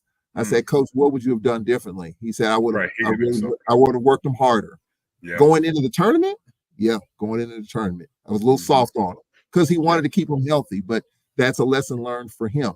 So, look, Landon Bussey doesn't shy away from anything or anyone. He's just that type of firecracker. And so this is going to be a challenge for him. He brought back one of his assistant coaches, Ben Mandelbaum, who was on the staff before. And so he's got to deal with that. But Mandelbaum knows his Landon Bussey and vice versa. So that's not a difficult transition. But it's going to be a different roster than what we've seen. You don't have the veteran presence. You got a lot of guys from a lot of different places, but the fit's not quite there right now because they don't quite have the Bussy system and mentality down. And it's okay. It's okay. It's just the first week in November. You got 2 months before conference play starts. You got these games all over the country. I believe in Landon Bussy, but I know our fans get anxious and impatient when you lose a game like Talladega, and I get it. I understand it. But let's just take it one brick at a time. Let's see what we do out in Utah. Let's see what we do against Tulane. And if we can come out of Tulane next Monday with a victory, all's good in Brave Nation. All right. Just kind of again, the college basketball season begins tomorrow, Monday, November 4th. MEAC, SWAC games all over the place, even Division II games happening all this week. So just get ready for your timelines to be not only while there's football stuff going on, but look for to get hit with information regarding all of these games on all these levels. I mean, we've got 22 NAIA schools, HBCU NAIAs. We've got the CIAA and the SIAC among the 2 major conferences. Then, of course, we've got the MEAC and SWAC, the 2 major Division I conferences. So, and yes, there are more schools playing basketball than football. So the timelines are about to get busy. And just enjoy it. I mean, I think the challenge for us as media folk is just keeping up with it. So whomever you stay locked into, enjoy it. There's some interesting games right off the bat for everybody. Again, Charles mentioned the men are at Utah. I know my Rattlers are in Dallas taking on TCU. The women, your women are taking on North Texas tomorrow. Rattler, the ladies are hosting a big game in Tallahassee, or they're hosting Howard. So, I mean, that's a big time matchup between 2 HBCUs. Howard, one of the favorites to win the MEAC. FAMU received some first place votes in the second season for Coach Bridget Gordon. So I'm excited. I haven't been this excited about FAMU basketball in years. Yeah. So we'll see. And we'll see if I have that same enthusiasm come Tuesday morning. I think, Bryan, you got some good coaches. I think Coach Gordon, she dresses the part. But she stands there stoically on the sidelines, but she is as fiery, as intense as it comes. And even when her season ended at the SWAC tournament, she was still in her coaching and teaching moments, even as her season was coming to an end. And you got to be impressed with that. She's just trying to keep the truck in the middle of the road. And then, of course, for your men's coach, that whole process, that's behind us now. Let's see what Coach Carey does with this opportunity. I think, he's reaching out. I see his post. Hey, if you're at homecoming, come out and see me. I want to meet you. I want to meet, former Rattlers. I think he's saying and doing all the right things there. And I think that's a good thing for him. He wins some games and get folks behind him. Who knows? I mean, that just may be a very sneaky good hire for Florida A&M. Yeah. I think we got a good one. Hopefully we can do right. And I feel like I know we will. It's just the process. So we're just going, 10 toes down, and we're just going to support this team as hard as we can. Okay, let's get us back over into football here, Charles. I want to, as we look at some of the SWAC scores, a tough loss there in the Port City Classic, I believe it's called, in Mobile, for your Braves. They're losing to Alabama State 21-17. A game that really, I don't want to go so far as to say both teams needed. I think Alabama State needed it more. This sounds weird to say, so I know. Alabama State needed it more than Alcorn, just because I think the West is a little more in flux. I'm still not 100% sold that Southern is going to run away with it. And so I think the door is still open for Alcorn. But I think that Alabama State lost this game to y'all, they're done. And Jackson State fans would have rejoiced, because they can go ahead and probably start booking their reservations for Atlanta, unless something strange happens there at the end. But Alabama State's hopes are still alive. What were some of your biggest takeaways from that game on Saturday, Charles? Well, I didn't really see the final stats until really a little while ago. We ran 82 plays. Wow. Wow, that's a lot. That's a lot. 82 plays. So just think about it from the football perspective. You run 82 plays. You should probably have more points than what we had. We had 17. We were able to run the football. We've been doing that all year, but just too many costly turnovers, too many costly penalties, too many costly mistakes at the wrong time. We do something good and then a penalty, a celebration penalty, a holding penalty. I mean, we just kept getting in our own way. We had good quarterback play, I thought, but again, Trey Lawrence coming in for Xavier Vaughn after Vaughn struggled. Lawrence threw a pick six. Xavier Vaughn came back in and he led the team and put a score on the board, but then he got hurt. And then Trey Lawrence, again, who hasn't had a lot of reps this season. And so you can kind of count that for some of the throwing mistakes because he just hasn't played a lot. But the Braves defense really held Alabama State in check. I mean, this team got it done against A&M in the Magic City, ran the football. But defensively, though, we had some leaks, especially in critical times. A fourth down and one play on a half back end around for a touchdown as they bit inside. We bit inside. And then on a deep ball late in the fourth quarter to help seal it. So some leaks there defensively, but I thought for the most part, we hung in there.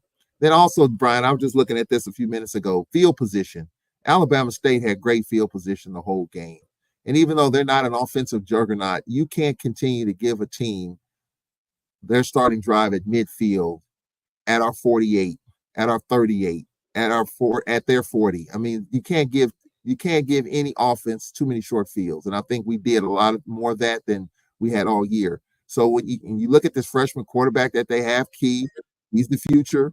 He's the fifth string quarterback, but was recruited as a wide receiver. He's about 5'9", but he made some smart decisions. He had a couple of bad ones, but for the most part, he just did what he was asked to do: hand the football off, a couple of deep shots, and just take it from there. And so I think it was a smart game on their part, but we just made way too many mistakes, more mistakes than what we probably had in a game in a while. And so, for us, it's just at this point in time, the division race is totally out of our hands. So the university controls that.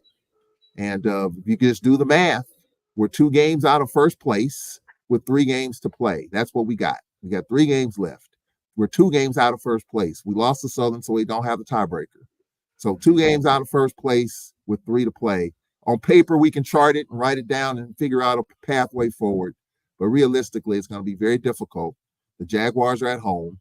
And so this is where we are. I was kind of afraid of something like this 6 months ago when I saw the schedule. And I think I might have talked about it on your show, Carlos's show. I identified the Grambling, Southern, Alabama State 3-game trek as the key to our success or not. And out of those 3 games with a bye week in there, we're 1-2. If we were 3-0 in that period, we control the West. I would go out on record and say we will win the West.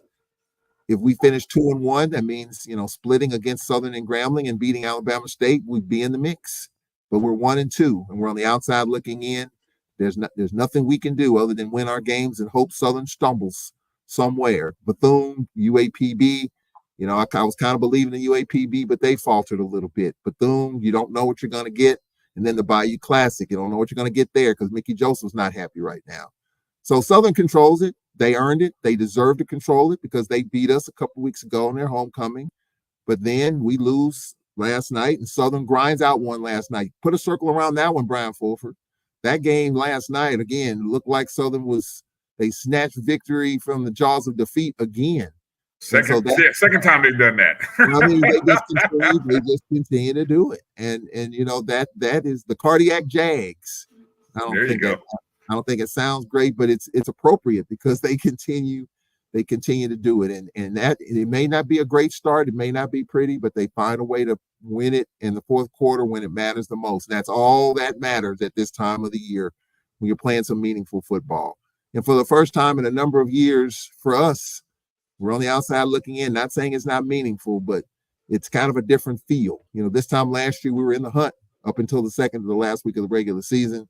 Now we're really on the outside. We just got to get back on track and just see what happens from there. But it's definitely a different vibe, definitely disappointing, and just trying to find some more answers and just keep, grinding and going back to work. I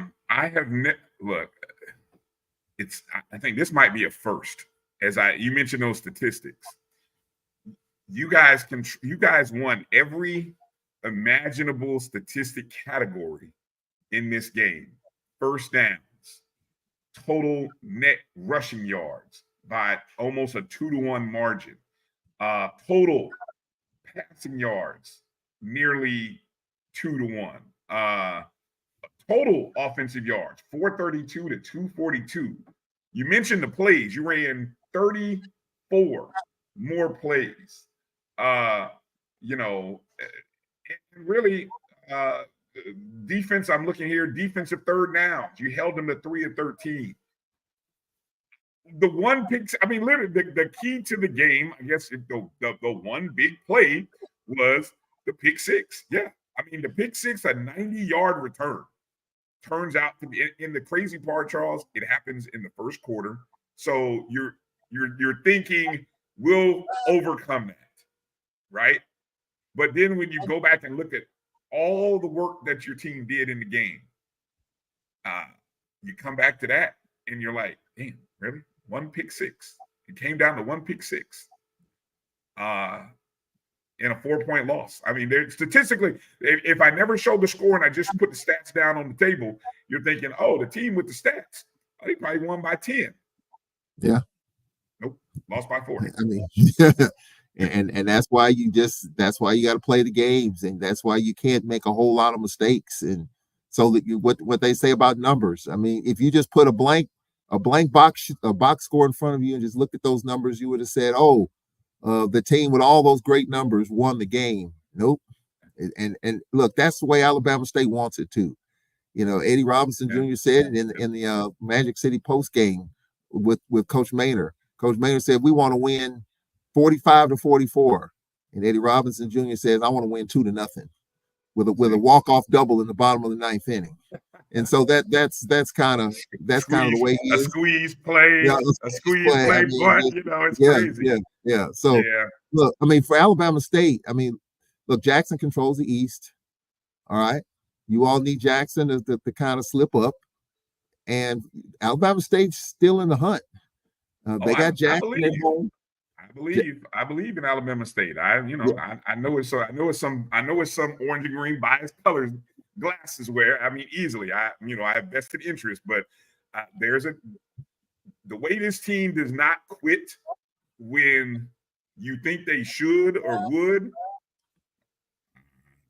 That's impressive to me. So we'll see. We'll see. I am just kind of going back through the scores here again. Bethune getting their first home win of the season, second win of the season. Grambling, I mentioned I showed the graphic, Charles, with the standings of the West. I don't know if you saw them earlier. Grambling down at 1-4.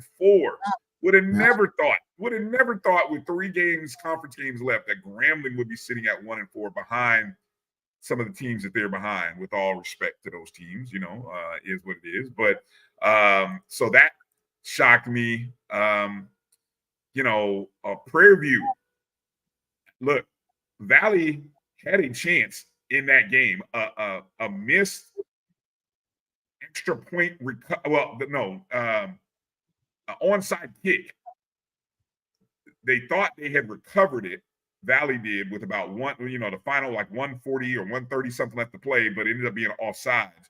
So Valley almost had a chance to take that game from Prairie View. So that was wow. That was a closer game than expected. And then look, Jackson State did what they were supposed to do for homecoming, 41-3. And my Rattlers, man, look, Charles, we hadn't scored over 30 all season. We get 52, which I think somebody said the first time, this is the most points we scored since 2019 in a game.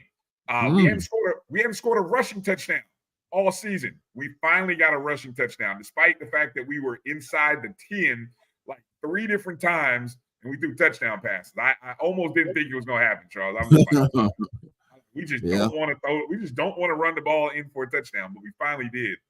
Daniel Richardson throws.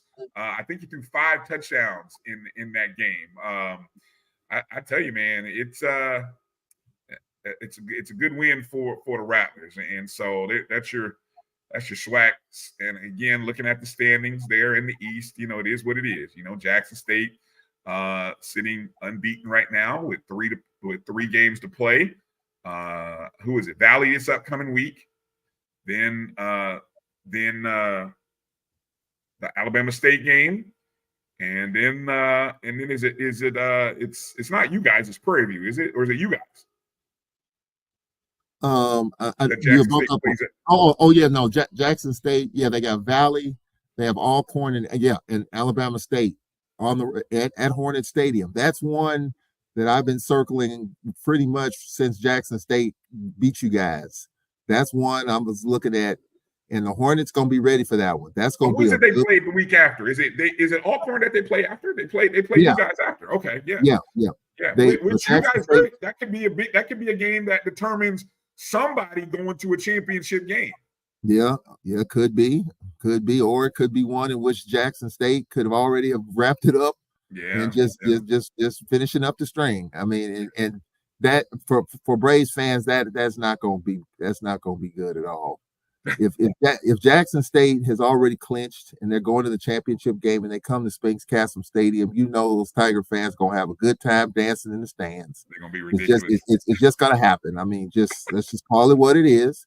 I mean, considering how close we've been, considering that Alcorn's Jackson's biggest rival, considering the success that we've had, I mean, I get it. I mean, it's fans are going to have fun with that one if that is the case, or even if Jackson wins that game to win the East. Now, of course, we're going to have to show up and show out and play, because that's the one that Braves fans are going to be identifying all year long. I mean, look, this game last night, people are going to be talking about. The Southern game, people are going to be talking about.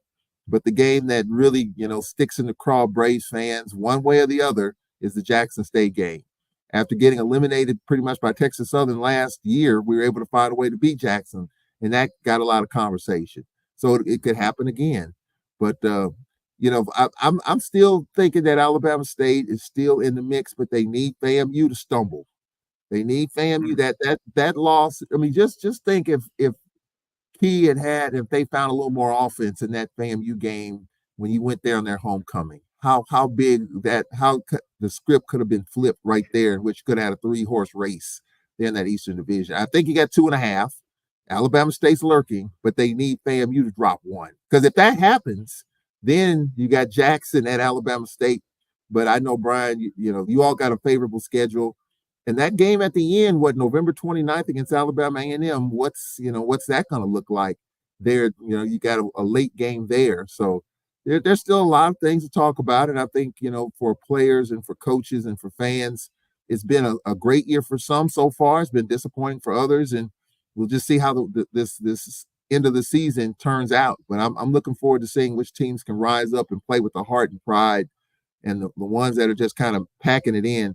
I actually had Valley beating Prairie View. I said on Carlos's show yesterday. I just didn't think. I thought Prairie View was pretty much done. Stick a fork in it, it's done.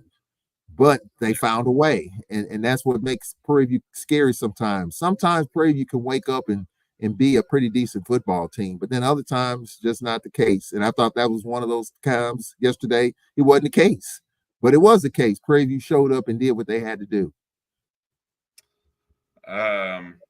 Let me transition over to something, Charles, and I want you to be a part of this, because I know people are itching. People are itching to kind of get my, understand the rankings. Obviously, we had number one teams go down in a lot of our polls that we pay attention to in this HBCU sporting diaspora, with North Carolina Central losing to South Carolina State.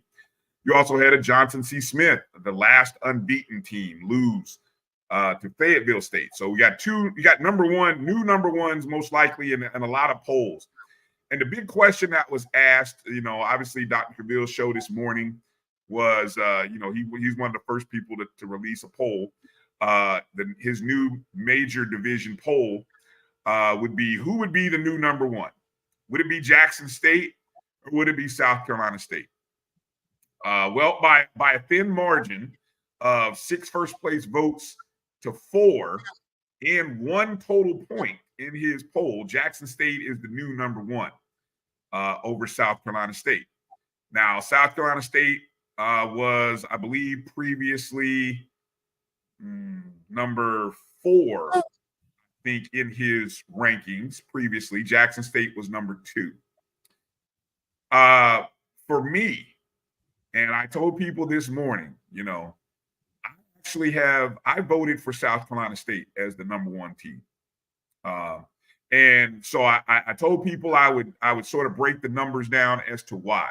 And, you guys kind of started this thing, all games matter, on Saturday. You guys started that. You guys started that on Saturday, right? All games matter. Mm-hmm.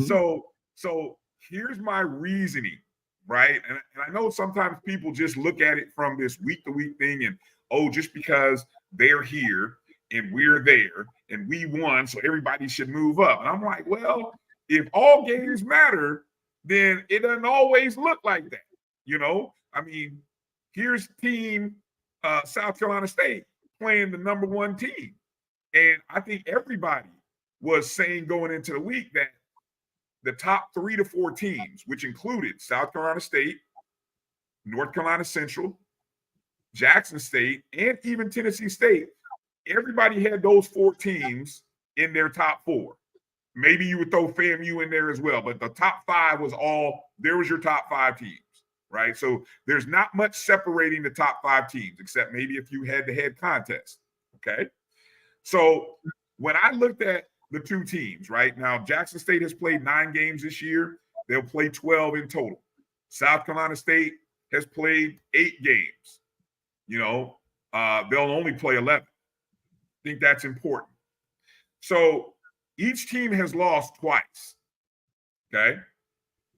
Jackson State, both of them having lost to an FBS opponent, a good FBS opponent. Jackson State losing to an opponent at the beginning of the season that currently has like a 5-3 record. South Carolina State lost to an opponent that has about a 6-3 record, okay, in week 3. So both teams have a loss there.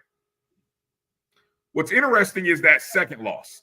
So here's data point number 1, right? That second loss for both schools was on the road. South Carolina State losing on the road to Florida A&M. Jackson State losing on the road to Grambling. Now, the numbers that I look at in terms of the rankings and the data ranking, Florida A&M ranked as a top 60 team. Grambling, 109. 109 out of 130 something, okay? So, there's no comparison. Should not be a comparison between Grambling and Florida A&M. Shouldn't be, according to the numbers. Yeah. Both games were on the road. So data point number 1. That's a in terms of what's the phrase? A good loss. Good loss goes to South Carolina State. Bad loss goes to Jackson State. Okay. Second data point. Both teams have played a Division II opponent, Charles. Both played a Division II opponent. South Carolina State has played a Fort Valley State team that is right now in the hunt, 1 game away from potentially going into the CIAA SIAC championship game. Jackson State played Lane, a Lane school out of the SIAC that, according to the standings, and I'm pulling them up right here. Let me see. I'm going to pull it up right here. Lane is 3-5 overall, 3-4 in conference play. There's no comparison in the same conference between Fort Valley State and Lane.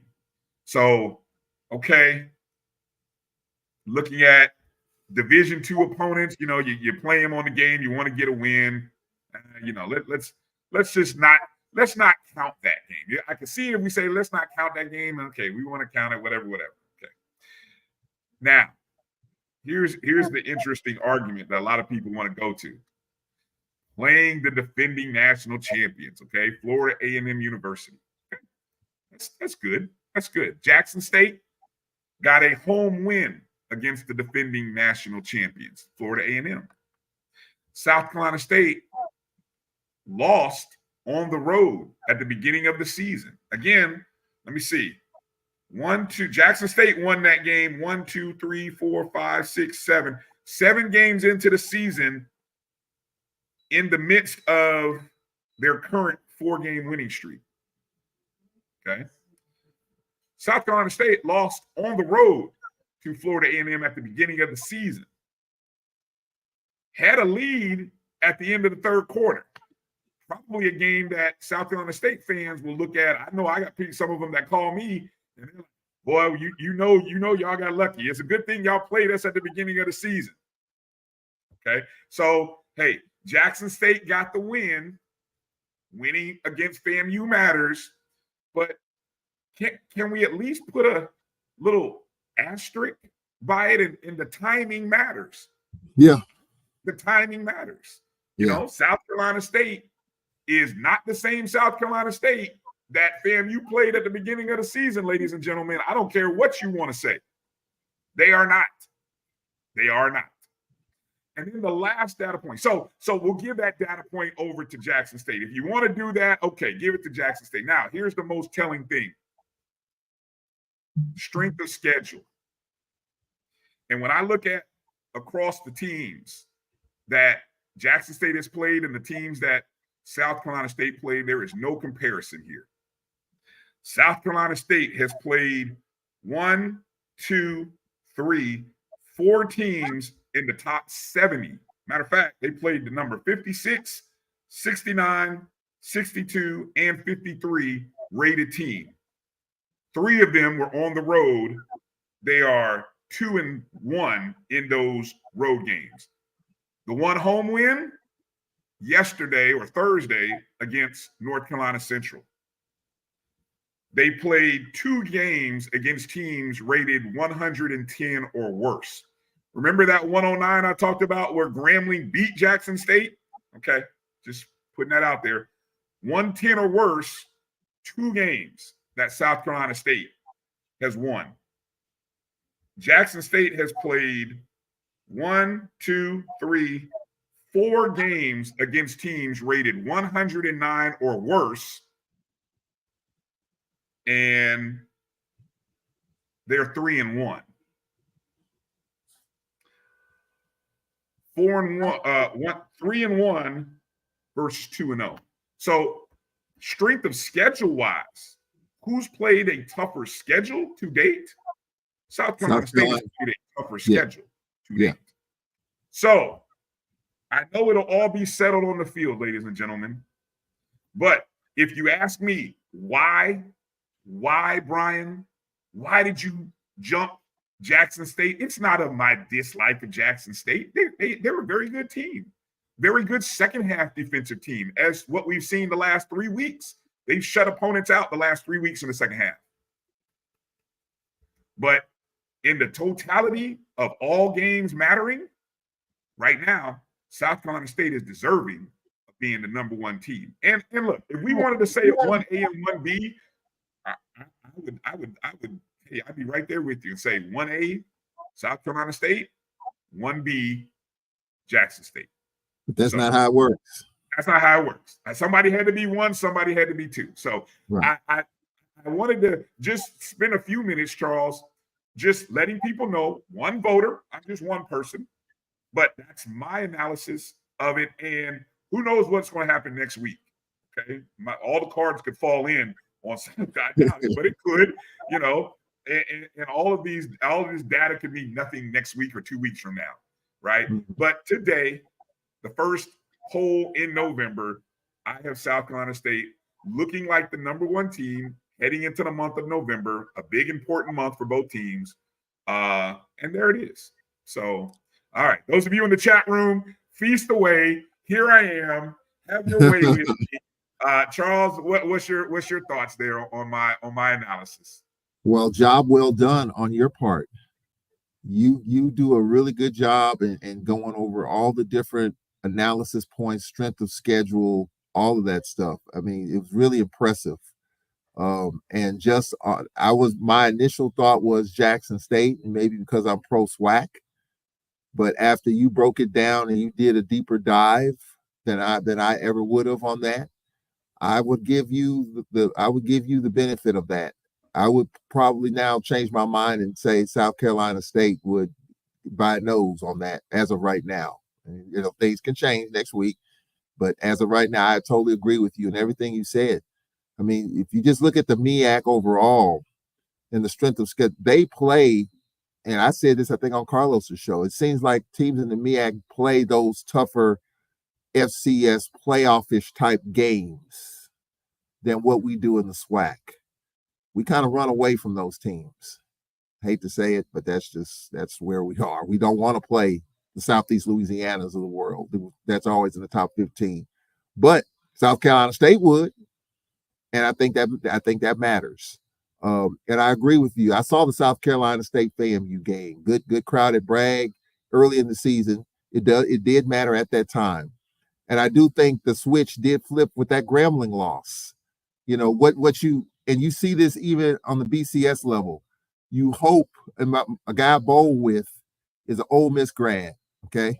He loves Ole Miss. Ole Miss has to win out to even think about the playoffs. But they had a bad loss to Kentucky early in the season on their homecoming. And what you hope for is that Kentucky rises up and plays well to make that win be more meaningful later than it did at the time. And so you look at that loss that Jackson had to Grambling. I think you could have made the case if Grambling was playing really well, then that game would stick a little bit more. But look at what Grambling has done since. So that game doesn't really have the kind of value now than it did then. And so I think that's kind of the point you're making. And I agree with that. That's the way some of these polls do work and how some of these pollsters do think of things. So I would give you the credit, and I agree with you wholeheartedly. I would give South Carolina State the edge right now, just based on what they've done. It was a great game Thursday night. I enjoyed watching that game. And South Carolina State, I think, is the best HBCU team and best football team in HBCU right now. But there's a whole bunch of teams nipping on their heels. And so, but I agree with you in all the data points that you gave that I think South Carolina State by nose deserves to be the number one team. I appreciate it. I always love it. I got some, obviously my detractors seem to bleed Jackson State blue and red or white or whatever their colors are. So it's all good. It's all good. Anyway, there's, look, and y'all should know, as much as I would love to sit here and tell you, sing the praises of FAMU, I just can't right now. But I'll tell you today, I'm worried if we were to play South Carolina State today, I'd be very worried because yes, Jackson State is not the same team from earlier. I saw Doc's comment, right? They are not the same team from earlier. They have improved as well. But I still have to say, if you're looking at these margins, I know somebody said, well, what about the margins of victory? Well, I mean, you should have good margins of victory when you're beating the number 112th ranked team, 117th ranked team, 119th ranked team, a D2 team that's 3-4. You should have big margins of victory. So, I mean, look, miss me with all that, okay? You're doing what you're supposed to do. I'm not. I would even say, Bryan, throw out the D2 games. I would even say throw out both of those. Okay, good. Throw those away. I think if you're going to do that, I don't think it really makes a lot of sense to me. Just like when you're looking at these committees and you look at strength of schedule, they throw out these non-D1 games. That's the way some of these polls work. And I think you throw out those D2 games, you understand why they play them, but in the grand scheme of things, in terms of being the best, and probably some of our D2 fans probably gonna get on me about it. Like, you mean our games don't matter either when we play up like that? When you're talking about that, you can make a case, but I think you probably have to toss those aside. So you just do a deeper dive and you go with the stats and the analytics the way they are. I know we're very emotional when it comes to our teams. I get it. But I think I would agree with you that if I were to vote, I would probably go with South Carolina State #1 by a hair. No disrespect to Jackson State, because I am a SWAC guy, but I think just based on some of those data points and catching teams when you caught them, and the game the other night, and just the way that they're playing out of the HBCU realm and the FCS realm, I think you got to give them just a slight edge at this point in time. Yeah. There's any number of ways in which you could always do something like this, right? You could take out, like you said, if I took out the D2 team, okay, if I took out the lowest rated team you played, it would still look the way it looks. That's what I'm trying to tell y'all. So my opinion, I'm giving you what it's based on. So you'll never be able to. Well, you might. You who knows? You can, whatever. You can look at it and say however you want to. But I'm just presenting it when it comes down to having to match up two good teams who have not played each other. You got to find something to compare. So, and that's what all of the people who vote in these different polls. That's why I love our rankings data, our data based on computer rankings, Charles. When we do the BCSN data rankings, you can't fuss at me or Drew. You can be mad at the numbers. Be mad at the computer numbers, not us. It's the computer that, and then it comes this, Charles. Oh well, the data can be skewed to be what? Okay. No, so one plus one does equal 2, no matter how you slice it or dice it. And I think that some of this is there's always this talk of this bias. You're biased towards FAMU. You're biased towards this. You're leaning this way. You're leaning left. You're leaning center. And so the emotions get involved in it. But if you just break down the data points like you did, and you can't hide from the data. The data is what it is. This is what it shows. You might not like it, but the data is the data, and you do a good job with that. And so I think for you, when you look at data, it's a straight line. There is no leaning left or right. The 1 plus 1 is 2, no matter how you shape it up. And so I think with that, if you just take a deep breath, I think you'll realize, hey, South Carolina State probably should have the edge as of right now. Now you got a few weeks left. There's a lot of football left, and all this could get thrown out the window here in the next 6 days as these other games get played. But I would give South Carolina State the edge. No disrespect to Jackson State at all. Jackson State's playing really well at this point in time. We're going to see, though, when they play Alabama State. That's the one in which you can probably, tell, because Alabama State's going to be ready to go. And I don't have a dog in the fight in that one. That's going to be an entertaining game. It's going to be a head knocker. But I think the ratings might change a little bit after that game, and we'll see. If Jackson wins that game, then you can put them right up there as well. I got another. I got this one here for you. While I got everybody in the chats, and I don't want to be here forever and belabor this, but it's the election season, Charles, and so I would be remiss if I didn't come up with a presentation here. Oh my goodness! In honor of election 24, right? I know everyone. If you haven't already voted, please go out and vote on Tuesday. Okay, but I got a couple of candidates for a couple of positions. A couple of awards that I'd love to get your take on. And because I think these names will come up as the season in November winds down. So let's call these are the primaries, Charles. We'll call these the primaries. Don't know what the final elections are going to be like. But I'm gonna have a couple categories here. HBCU Player of the Year and HBCU Coach of the Year. Now, this is across the entire sporting diaspora, not one division, not one conference. I'm just talking in general. So this will be open. I came up with these names and I thought, man, these are great candidates. Now, obviously, some people are going to have some write-in candidates, I'm sure. But this is what we got to work with right now. So let's start with, I got 2 candidates for HBCU Player of the Year. How about these 2 guys right here? The 2 candidates for HBCU Player of the Year. South Carolina State quarterback Eric Phoenix, who I think might be in the running for MEAC Player of the Year personally.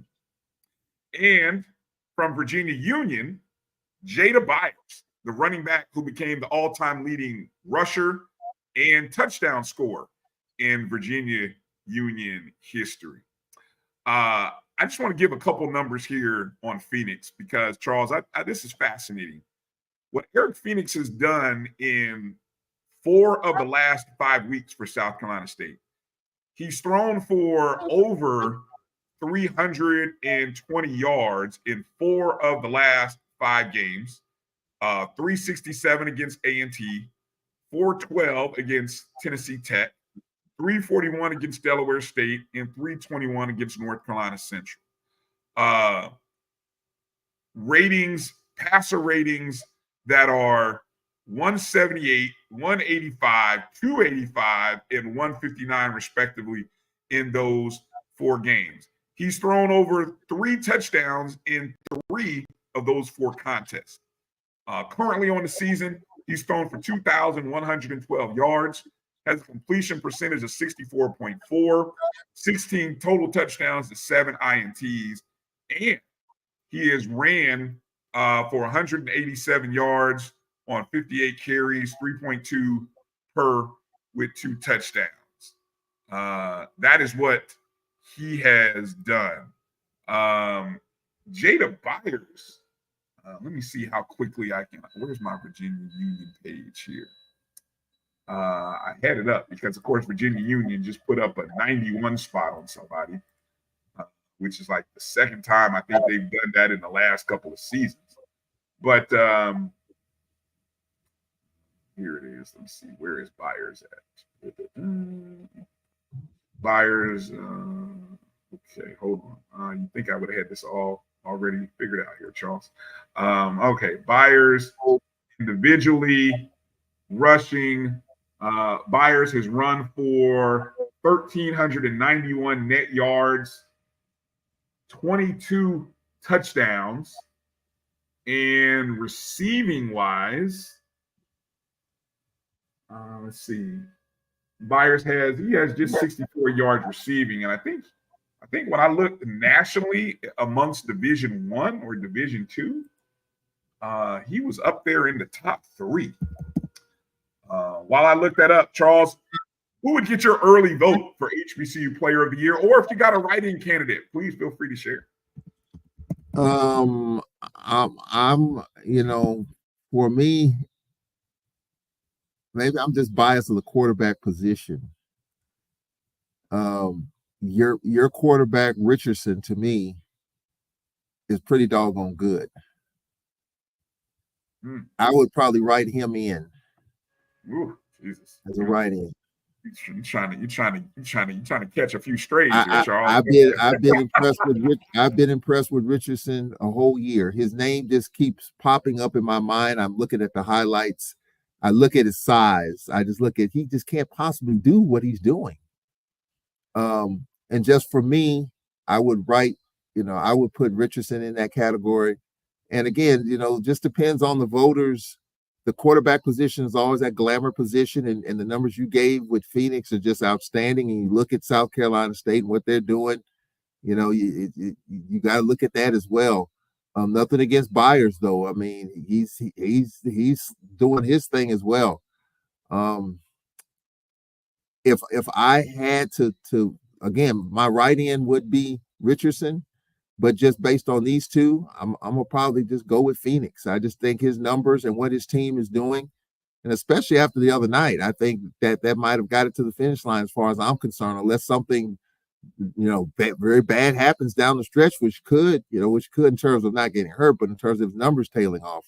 But what Phoenix is doing is pretty good with a first year, with a first year coach, Chennis Berry and all of that. I mean, for him to do what he's doing with that new system, I think it's something pretty special. I saw a good friend, Jeremiah Clark, ask about Irv Mulligan. I think I don't know about HBCU Player of the Year, but I think the debate for SWAC Player of the Year is going to be interesting between Richardson and Mulligan. I think those are the two leaders in the clubhouse November 3rd, in my opinion. Mulligan leading the conference in rushing. He's the only player that's averaging, I think the number 101 yards per carry. He's the only one. I mean, the next closest person is like in the 60s, like 67 yards per carry, 67 yards per game. Mulligan's averaging 101 yards a game with about 709 yards through 7 games and 7 touchdowns. You mentioned Richardson's stats. Richardson, in terms of passing, leads the conference in the efficiency numbers. He leads them in average yards per game, and he leads the conference in touchdowns.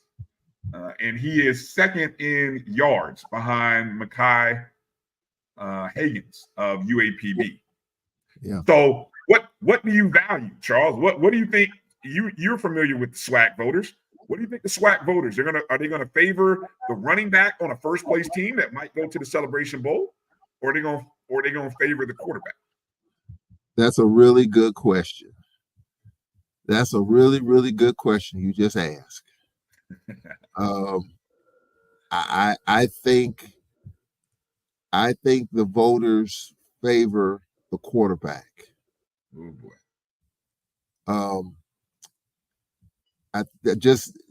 We all know who does the voting: coaches and media relations directors.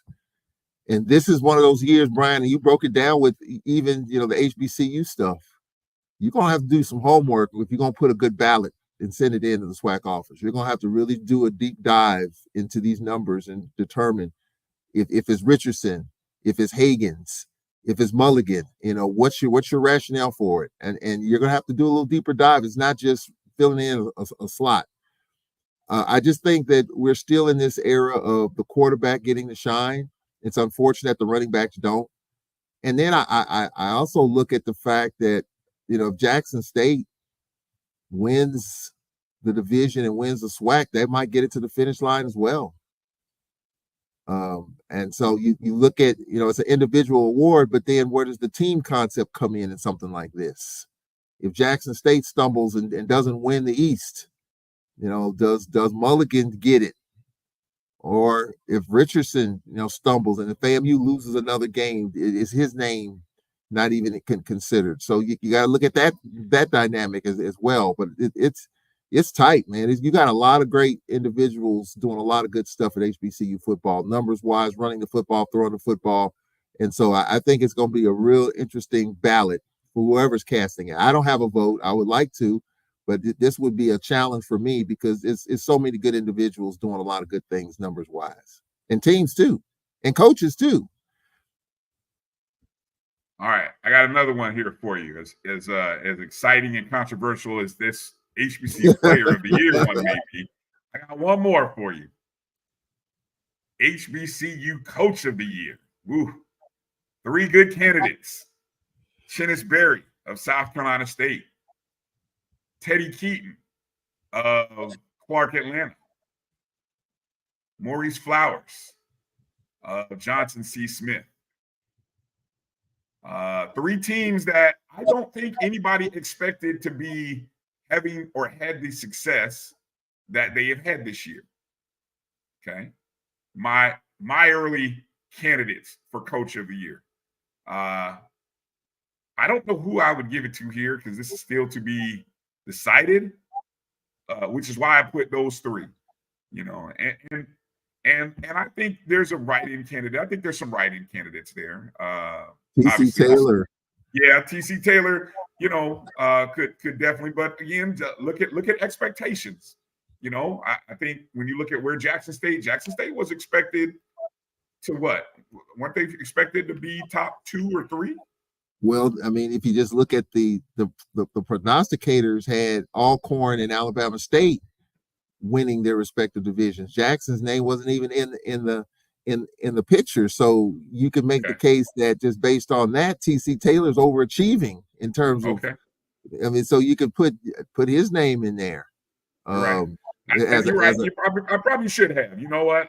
Maybe I should have, because then I would have had a representative from the MEAC SWAC, SIAC, and the CIAA. So I will admit here on wax that I have failed in this in this non-scientific poll that I have put up. So you can add one more name to that too.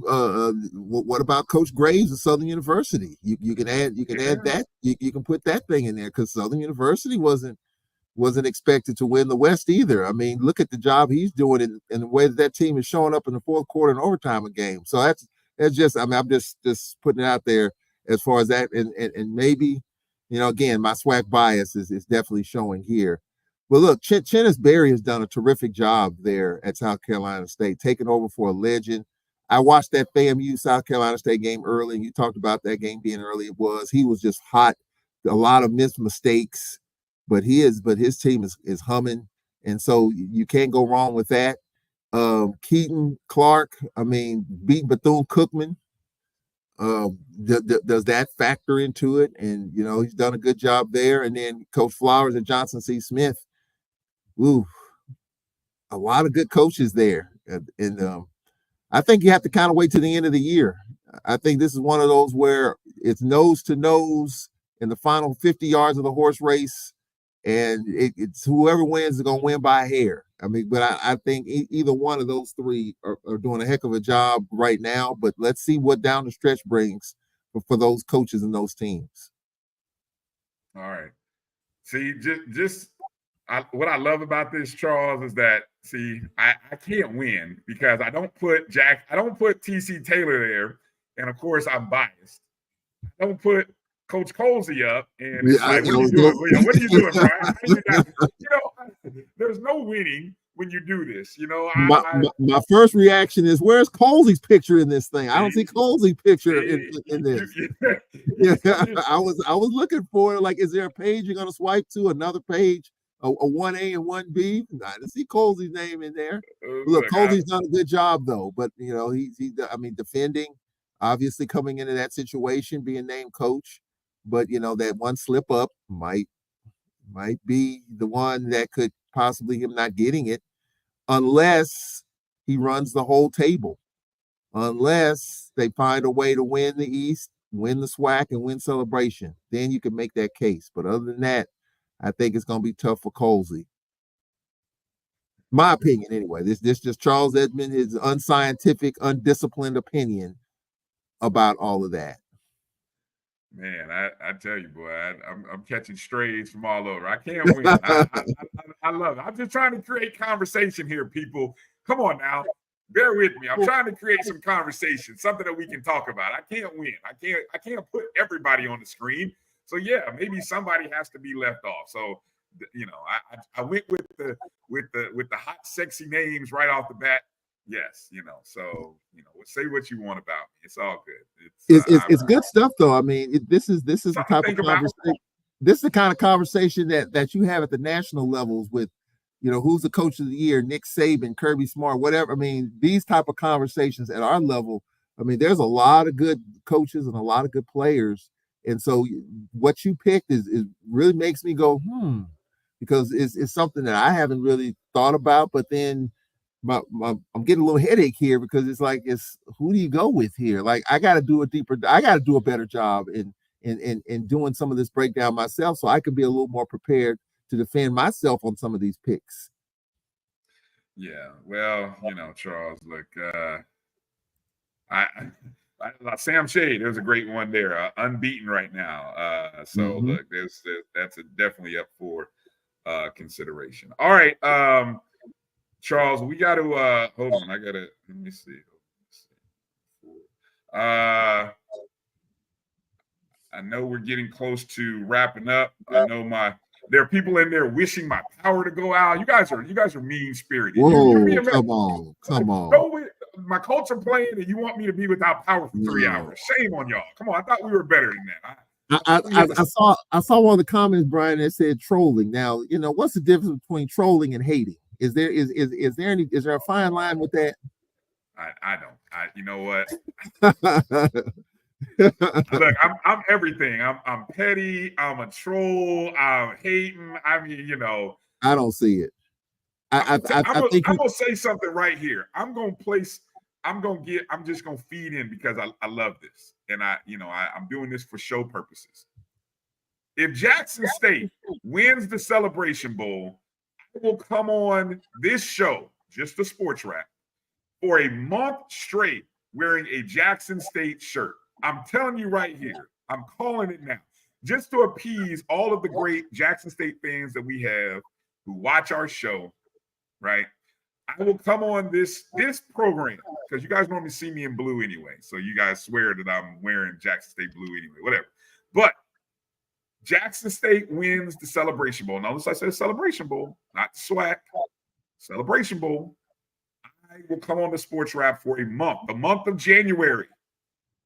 Every episode in January, and I will wear a Jackson State shirt. Just one. I'm not going to go out and go buy a whole bunch of them. But I will wear one. I will find one in the appropriate size, so don't nobody try to send me any extra small Jackson State shirts. I'm not going to do it. I will wear a look at him, Charles. They're like, no, don't do it. Don't do it. I'm trying to be supportive of the great people who support this show. Yeah. So what you're saying, Bryan, is that Jackson State's got to win the East. They got to win the SWAC. They got to win. Those are three tough hurdles. We've been there, done that, bought 3 T-shirts and couldn't get over that third hurdle. So you're asking for too much, Jeremiah. You're asking for too much. No cap. No cap. Yeah, but yeah. I mean, I don't think you can go wrong with any of those candidates. I mean, I think all of them have had outstanding seasons, whether it's coaching, quarterback, running back. I think it's a very difficult process. And Dr. Cavill and all those guys, ADU, I mean, you all do a deeper dive than I ever would in terms of just the metrics and all that. And all that matters. I mean, because you're going to have to defend it because there are people on this show and Carlos Brown's show and others that are leaning left or right, and you got to defend your position on that. So, but the numbers don't lie, though. The numbers don't lie. The matchups don't lie. And so when you come back with that, it helps make your point. And then some people could back up on that and say, well, maybe so. So I think, I really applaud you all for doing that, because for me, I'm kind of more of the surface guy. I don't do as deep of a dive as I probably should. And that's on me. That's my bad. That's my fault. But clearly your data is really on point, and it makes me go, maybe I'll take another look at some things. I disagree with you. I disagree with you, them boys. I disagree with you. That's not what I'm saying, but that's what you think I'm saying. So I'll just let that stay there. All right. Look who jumped in here as we get ready to close down the show. AD Drew, done traveling around the country, saving athletic departments around the South. Yeah. What's good, Drew? What's going on? I really wanted to jump in and save you from going down a rabbit hole that you just went down, Bryan. But couldn't help it. I look, you got the rope. Now I just hope nobody pulls the floor out from up under you. That's all I'm gonna say. That was, hey, remember, I'll be back on the show by that time. But yes, I know. Bryan said that, not me. I just want to make sure everybody understands that was Bryan who said that. Well said. Noted. Yeah. Yeah. All right, Drew. What do you got for us? What we got a couple things that we want to break down here before. Look, my Colts and Vikings are on, so I'm gonna get you out. Yeah, I'm gonna get you out. Couple of things. We're looking at Southern 2 games up on everybody in the SWAC West. You know the one place that had that in preseason, Bryan? The BCSN computer. What? Get out of here. Yes. The BCSN computer had Southern's only loss being to FAMU.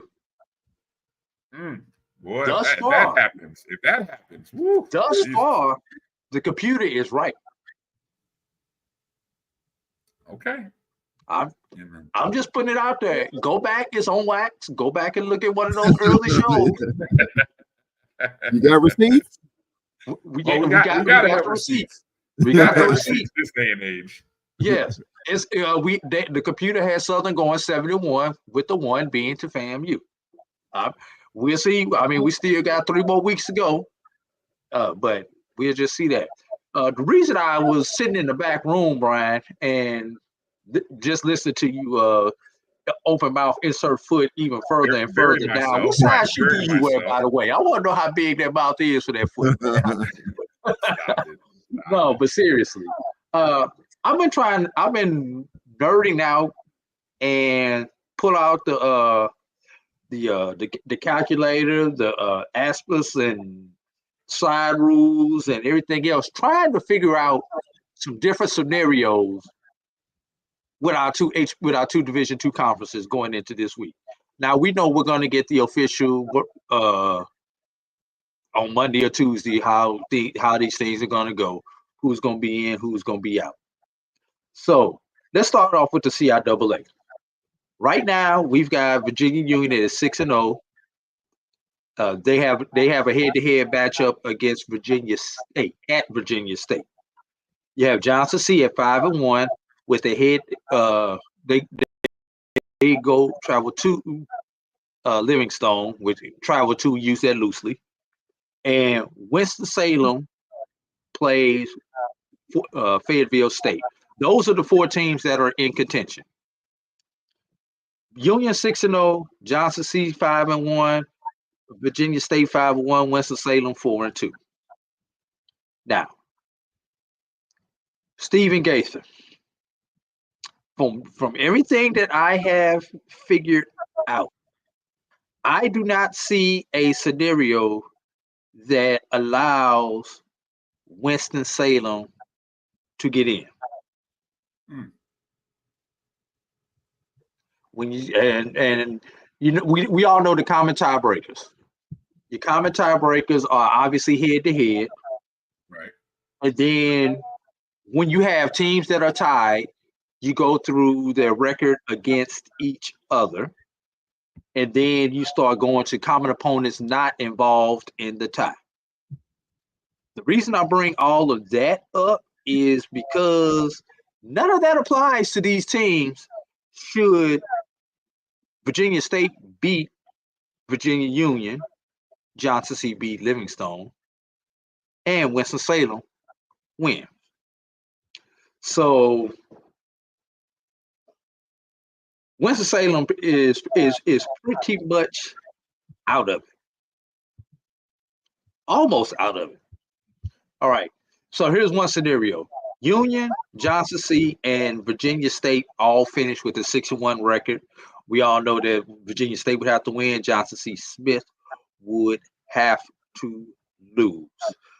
In that scenario, once you get done with everything, once it gets down to what I call the quality win or the bad loss, you know, that would favor Virginia State by virtue of their one loss would be against Johnson C. Smith, and Virginia Union, whose one loss would be against Virginia State. Johnson C. Smith's loss against Fayetteville State would knock them out in that scenario if we get down to that tiebreak. So things could happen. Johnson C. Smith really needs Union to go ahead and handle their business. Right. Now, there is one scenario in which everybody gets to 5-2 within the conference. And in that case, I believe Johnson C. Smith would come out in that scenario. So there's a lot going on because when I look at all these different tiebreakers, and the crazy thing is, the reason we are in this position, Bryan, is because of St. Augustine's. Yeah. That is the reason why we're in this position.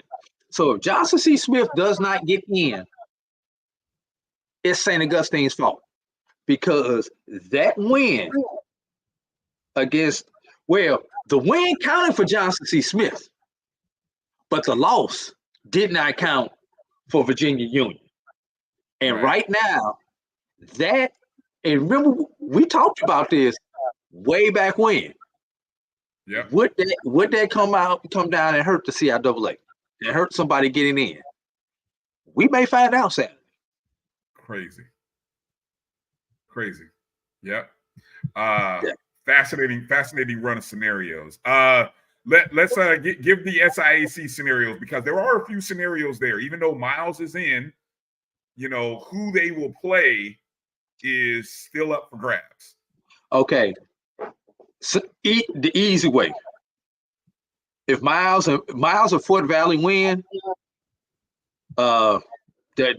there's your championship game. Fort Valley will travel to Miles. That means Fort Valley beats Albany State. Yeah, Fort Valley plays Albany State, heads up.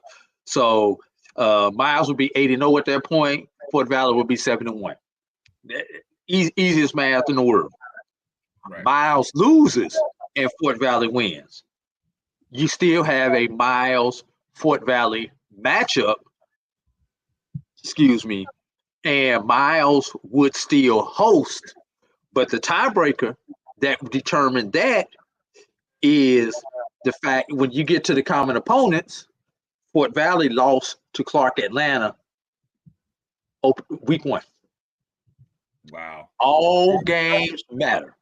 Fort Valley lost to Clark Atlanta week 1, and that would be the tiebreaker. Should both Miles and Fort Valley finish with a 7-1 record, because Miles defeated Fort Valley 2 weeks ago. All right. Interesting. Now let's get to the real fun. Oh boy, here we go. We can Chaos have scenario. We can have up to 4 teams with a 6-2 record. Where did we see that at? Oh yeah, we saw this in the SIAC last year. Exactly. And here's the crazy thing. Last year we had 4 teams with 6-2, and Miles was the team, no matter what happened, was on the outside looking in. Uh-huh. This year it will be Tuskegee, who's on the outside looking in with no chance of getting in. Mm. And what knocks Tuskegee out? It will be the loss to Savannah State. Ooh, wow. Because there's one common opponent that Fort Valley, Clark Atlanta, Albany State, and Tuskegee have played. I worked there. We had all 4 of them on our schedule this year.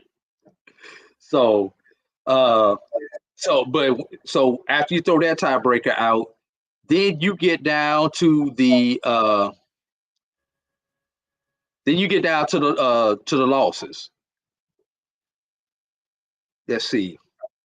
I wrote this down. Okay. Clark Atlanta and Fort Valley would wind up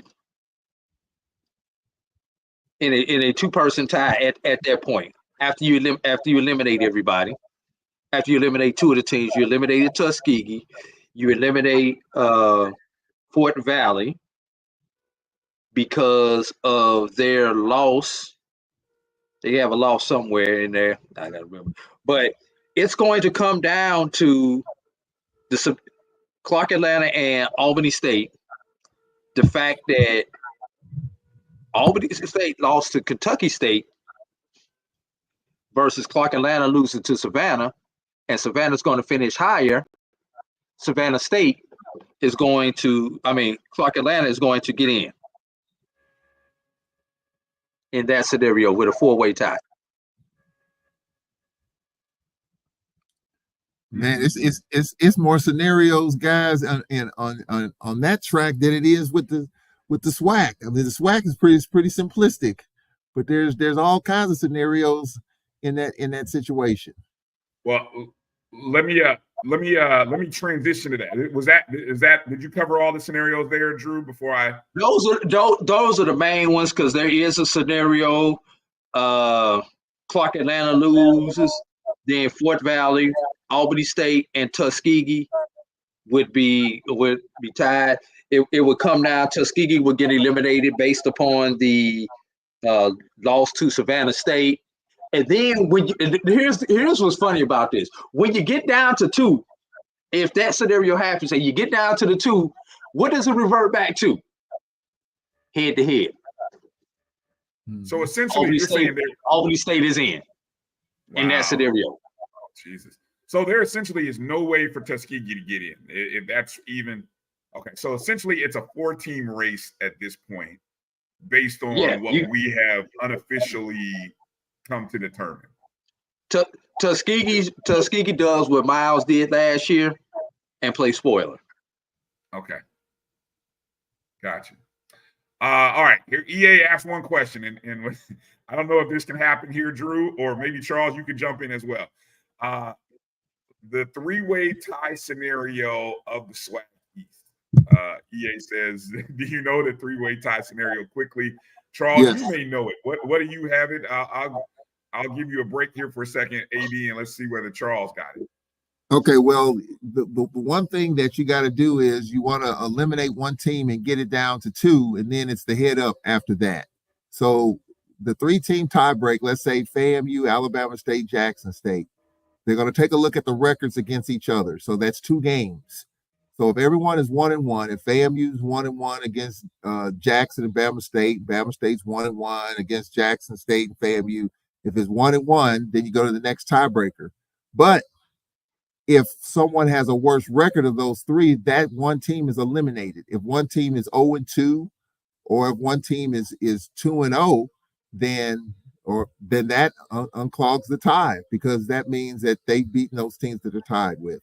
So what you want to do is you want to get it from 3 teams, all things equal to 2, and then the head up will unseal it. We've had situations like that in the past where it's been that way. It's been a few years, but that's how you go from 3 teams. You eliminate 1, and then you go with the head up. Once you get to 2, it's simple. It's what you did against that team, head up, to unclog that drain. Well, after the head up, though, Bryan, you go to the division record next. If you can't eliminate one of those teams in Charles' scenario, you go to the division record. And then after that, there's the common opponents in the opposite division, or somewhere like that. You go to the common opponents. And in your scenario, Bryan, I believe, well, no, because the Southern game did not count for Jackson State. Correct. So, right. So there is no common opponent for all 3, even though you see a common opponent on the record. So the way this is already set up, if Alabama State beats Jackson, and that's the only loss for Jackson and the only loss for Alabama State, the division scenario of the East all plays out because they've all lost to each other. And that's all they've lost to, right? They've only lost to each other. So we're still trying. Would it go down to, well, and then you won't have the West, because West won't matter. You would go to the Eastern, what your record is against the other teams in the East. That's where we'll go to. That was the division. They'd all be 3-0. Yeah. Now there is one, Bryan, kind of like what I was talking to the SIAC. I think the SWAC may use this one still. Who was your loss against? Where did that team finish? Well, in this case, if you go to that one, all 3 teams will finish tied at the top. So now you throw that one out, because all would have lost to the team that finished number 1. Somewhere in there, Bryan, you're going to get down to the national ranking. Oh, God. And which in that case, which polls are they using? Which national ranking? It's already pre-selected. I don't know which one it is, but that's already pre-selected. So right now, I don't know if FAMU is still ahead of Jackson State after the defeat. I haven't checked the national polls to see, but it's going to come down to that national poll. I believe if you wind up with that 3-way tie, sorry, Alabama State, you don't have a chance when it comes to that one. Well, I do think like the fourth or fifth tiebreaker. I'm sorry, Charles. I didn't mean to. Yeah, that's I think what they do is if it's 3 teams, then the record against the other 2 teams you're tied with, and then you go with the record within your Eastern Division. So I think that may be, if everything holds up there, I think everyone would have the same record there, because unless Jackson still has some Eastern Division games left, so does FAMU. They got that game with Alabama A&M. That could spell doom if all that is equal going to that November 29th game. So it is confusing. I saw the comment, but I do think that second tiebreaker record within the Eastern Division, who has the best record or has the worst record, is going to eliminate one of those teams. Because again, when you got 3 teams, right, all you're doing is eliminating one of those 3 and you get to 2. And once you get to 2, then you get to the head up. So what you're doing is in a 3-team or a 4-team, you're eliminating one and then the other, and then you get to 2, and then the head up determines it. So for the 3-team tiebreak, someone's going to get eliminated based on, well, again, we're assuming it's Alabama State, Jackson, FAMU. When you look at the record within the East, if that equals out, then you go, I want to say, you start in the Western Division, you start in the opposite division, you start with the top team there. And how did you do against the top team in the West, which would be Southern? Right now, it looks like it's going to be Southern University. And then if that equals out, then you go down the line, because all you're doing again is eliminating. Would have had to play. Yeah. All you got, you're just trying to eliminate one team and get to 2. And once you get to 2, it's easy from there. We had this scenario about 3 years ago in the West, if I remember right, because that was the year that, was it PV or was it Southern that snuck in the back door when Texas Southern that would been Body's sophomore year, I believe, where Texas Southern had the chance to win the game at Alabama A&M and gave it away in the fourth quarter because they were in the driver's seat. And it was either, all I know, it was Dooley got in. I don't remember which one of those teams he was coaching. I don't remember if he was still at Prairie View or if he was still at Southern, but Dooley backdoored his way in that year. When was that the COVID year? Huh? No, this is post-COVID. This is post-COVID. We had that, and it was Texas Southern, Prairie View, Southern. That would have been, sounds like Drew. Maybe like Alcorn. I think Alcorn may have been in that mix also. It was like 4 of the teams on the last day were in contention, and it all came down to those tiebreakers, and everything balanced out. But you had all those 5-3 teams. Remember, that was the year when I said you have a 4-4 champion in the SWAC. It would not surprise me. Yeah. Well, I think, can it be a possibility you're going to have a 3-way tie? Yeah, but there's still, if you look at Jackson's schedule, they got Alabama State on the road. They got Alcorn on the road. You got FAMU. You got to look at their schedule, mostly a Florida schedule. And Alabama, Bryan, the one outlier, Alabama State has to go to Grambling. That game is one I've been eyeing for the last few weeks as I see that Alabama State is making this push. Mm-hmm. That's the one game that could trip them up. Even this Grambling team, which is even this Grambling team, even this Grambling team that's struggling. It's hard to win in the hole. We won there for the first time since 2006, a few weeks ago. But you're talking about a Grambling team that has nothing to play for but pride. You got an Alabama State team that's rolling. That's one that, if they get by that, then it's going to be a horse race the rest of the way in that Eastern Division. Jackson State's got to play it out because FAMU's on their heels. And then that Jackson-Alabama State game in Montgomery, man, that's what I want to see because that's going to be a head knocker. That's going to be physical. That's going Alabama State's defense. We were able to run 82 plays on that defense and just couldn't get more out of the juice than we could. But if Jackson's offense is humming along and wears that defense down, Jackson could get it. But if Alabama State tightens up that defense and slows JSU down, Alabama State could get that. And then they'll have to go to Alcorn and get it done. So I think the next few weeks are going to be interesting for Jackson State as well as Alabama State. I think FAMU's got a clear path, but again, they need Jackson to lose. There's nothing that FAMU can do other than win their games. If Jackson doesn't stumble, it doesn't matter.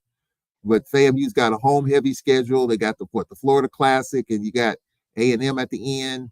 But they're clearly playing well. They're playing in the friendly confines or within the state. They got an easier pathway, but they need Jackson State to stumble somewhere. So I found the actual three-way scenario on the SWAC site. So this is the football tiebreaker policy: 3 or more team tie. Once the tie has been reduced to 2 teams, they go to the 2-team tiebreaker as you spoke. But here are the 3 team. So you have the head-to-head competition between the tied teams. Mm-hmm. In the scenario we've already talked about, 1-1 between the 3 schools. Right. Records of the tied teams within the division. Well, if they've all lost to each other within the division, then that will be. So that's the B. C is the one I think we may have looked over, and maybe we just explained it differently, but here's what C says. Head-to-head competition versus the team within the division with the best overall divisional and non-divisional conference record and proceeding through the division.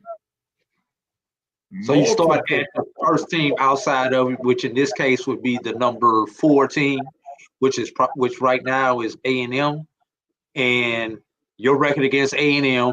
That's going to be a wash though in that case, Bryan, because everybody would have beaten everybody else. All right. It did say multiple ties within the division will be broken from first to last. So then we get to scenario D, overall record versus non-divisional teams. That's on the opposite side. That's a wash too, I think. That's a wash. Both teams would be 3. All of them be 3-0. Okay, so here we get to E. We're down to the 5th tiebreaker scenario. Combined record versus all common non-divisional teams. That's a wash. Is it? All common non-divisional teams. All common non-divisional. So that means. Does that take in Southern in the fact that they are a non-divisional, non-conference opponent in this scenario? Yeah. For Jackson State. Yeah. Non-common, non-divisional. Common. All common non-divisional teams. Common non-divisional teams. Okay, so that's gonna require a little bit of work, because if you're looking at Jackson State, Southern, the non-common non-division, the common non-divisional would be on the western side. So who would that be? It would be Southern. All 3 of them played Southern. All 3 of them played Southern. So who would get that?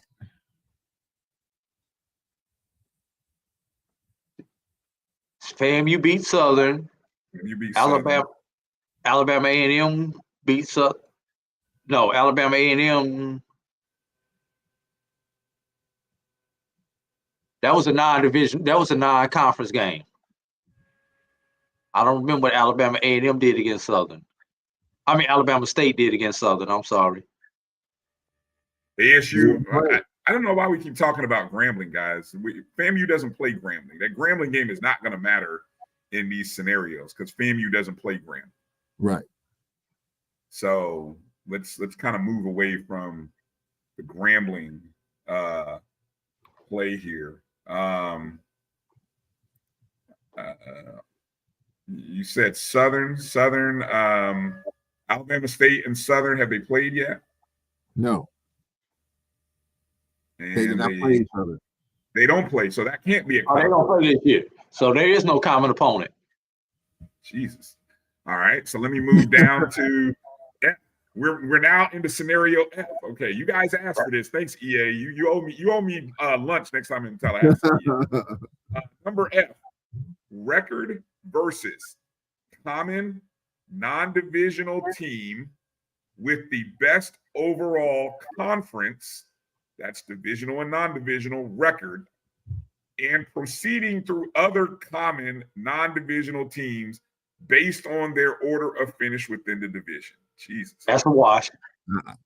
I have no idea with that. You lost me with That's that a wash. one. It's still going to be a wash.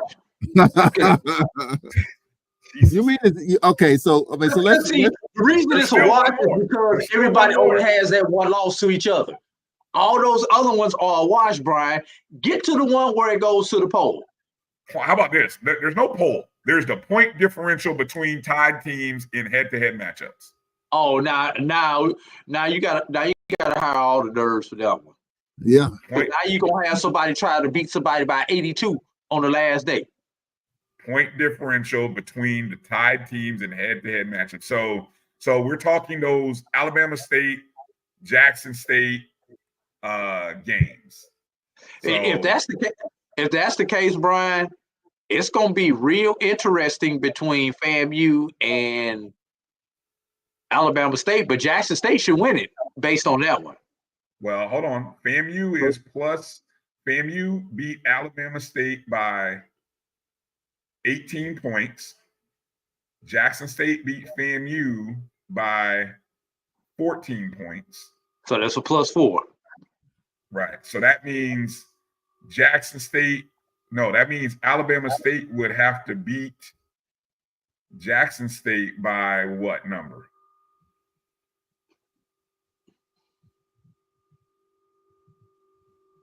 Brian, you want to watch this game, right? You started this. You started this. You guys. I did enough math already. All right. I appreciate all you guys in the chats. This is but just the fact that after the point differential comes the coin flip. So that's how deep down the rabbit hole this goes. If it's not gonna get that far. Well, you see. It's not gonna get that far. We'll see. Hold up. I got to do this one, Brian. EA. That game Jackson State lost did not count in the standings. He keeps bringing it up. I don't know. He really wants that game to matter. Other than my rankings, that's the only place Jackson State's loss to Grambling matters. EA is in my personal ranking. That's it. That's the only place it matters. Oh my God, that's the only place it matters. All right. If it gets that deep in the weeds, guys, on this, then we got a story on our hands. I'm gonna get me a box of popcorn and watch Andrew Roberts in the SWAC office unravel that puzzle, because that's gonna be somebody's head's gonna be hurting after that. Yeah, there needs to be a special. There needs to be a SWAC special. Somebody needs to be in the room when they're doing the math on this. But y'all, there's somebody somewhere who's going to have fun breaking that down, and they're going to enjoy it. Right. Exactly. I think you and Bryan will enjoy that. I'm not going to enjoy that. I'm not going to tell you how this works. This exercise just made me not enjoy it. That's usually how it winds up working. Yeah. Take you behind the scenes, man. This is for an episode of the Sports Lab. We do petty takes and hot takes over here, and we let the more scientific stuff happen on Dr. Cavill's Inside the HBCU Sports Lab. So if you want that kind of data analytics, that's where you go. This is more petty, opinionated type conversation. So there we go. Yeah. All right. That said, we're gonna wrap it up. Put a bow on it. Thank everybody for watching the show tonight. Hit the thumbs up and the like button wherever and however you're watching it. Hey, Brian. I got a text doing all this from Travis Jerome, and he's emphasizing this: Grambling and Southern do not count. All right, we keep trying to tell people it don't count. It doesn't count. It doesn't count. It doesn't count. Appreciate you watching, Travis. Yes, we appreciate it. Travis watching us. That's good. That's a good deal. Oh yeah. Hey, we made it to the big time. We got Travis watching us now, man. We can go ahead and retire, Brian. You know what? I'm surprised he didn't send you a text about that shirt suggestion I made. So I'm gonna be quiet. I'm pretty sure Travis got something already in your size with the hat for you, just in case. Custom made. Hats. I'm not wearing hats. I told y'all, I'm not wearing hats. All right. Yes, AD got me missing Colts touchdowns. Thank you, Edwin. Yes, he does. See, he does. He got me missing touchdowns. All right. Check out the BCSN Pod Zone everywhere you listen to podcasts: Spotify, Amazon Music, Apple, and Google Podcasts. The first on the way according to Travis. I'm sorry. Yeah. Oh my God. That's where you can find all of the shows that are on the Black College Sports Network. Thank Coach Farasi Norman for joining us. Thank you, Charles Edmond, for coming in and joining us. Thank everybody in the chat room for as long as you were there. We appreciate you joining us. Reminders, if you haven't already voted on Tuesday, please go vote and encourage someone else. Maybe someone's on the fence. Maybe they're unsure. Educate them. You don't have to give them your opinion. Tell them where to go find information out. Encourage someone to vote. It's that important. So on Tuesday, we'll see what happens. Pray for our country that whatever the results are, that we find a way to come together as a country and continue to move forward for the betterment of mankind. All right. With all that said, for AD Drew, Charles Edmond, I'm Bryan Fulford. Thanks for watching the BCSN Sports Wrap tonight. Have a great week. College basketball season starts on Monday. Good night. God bless. Peace out. Travel light, everybody. We'll holler.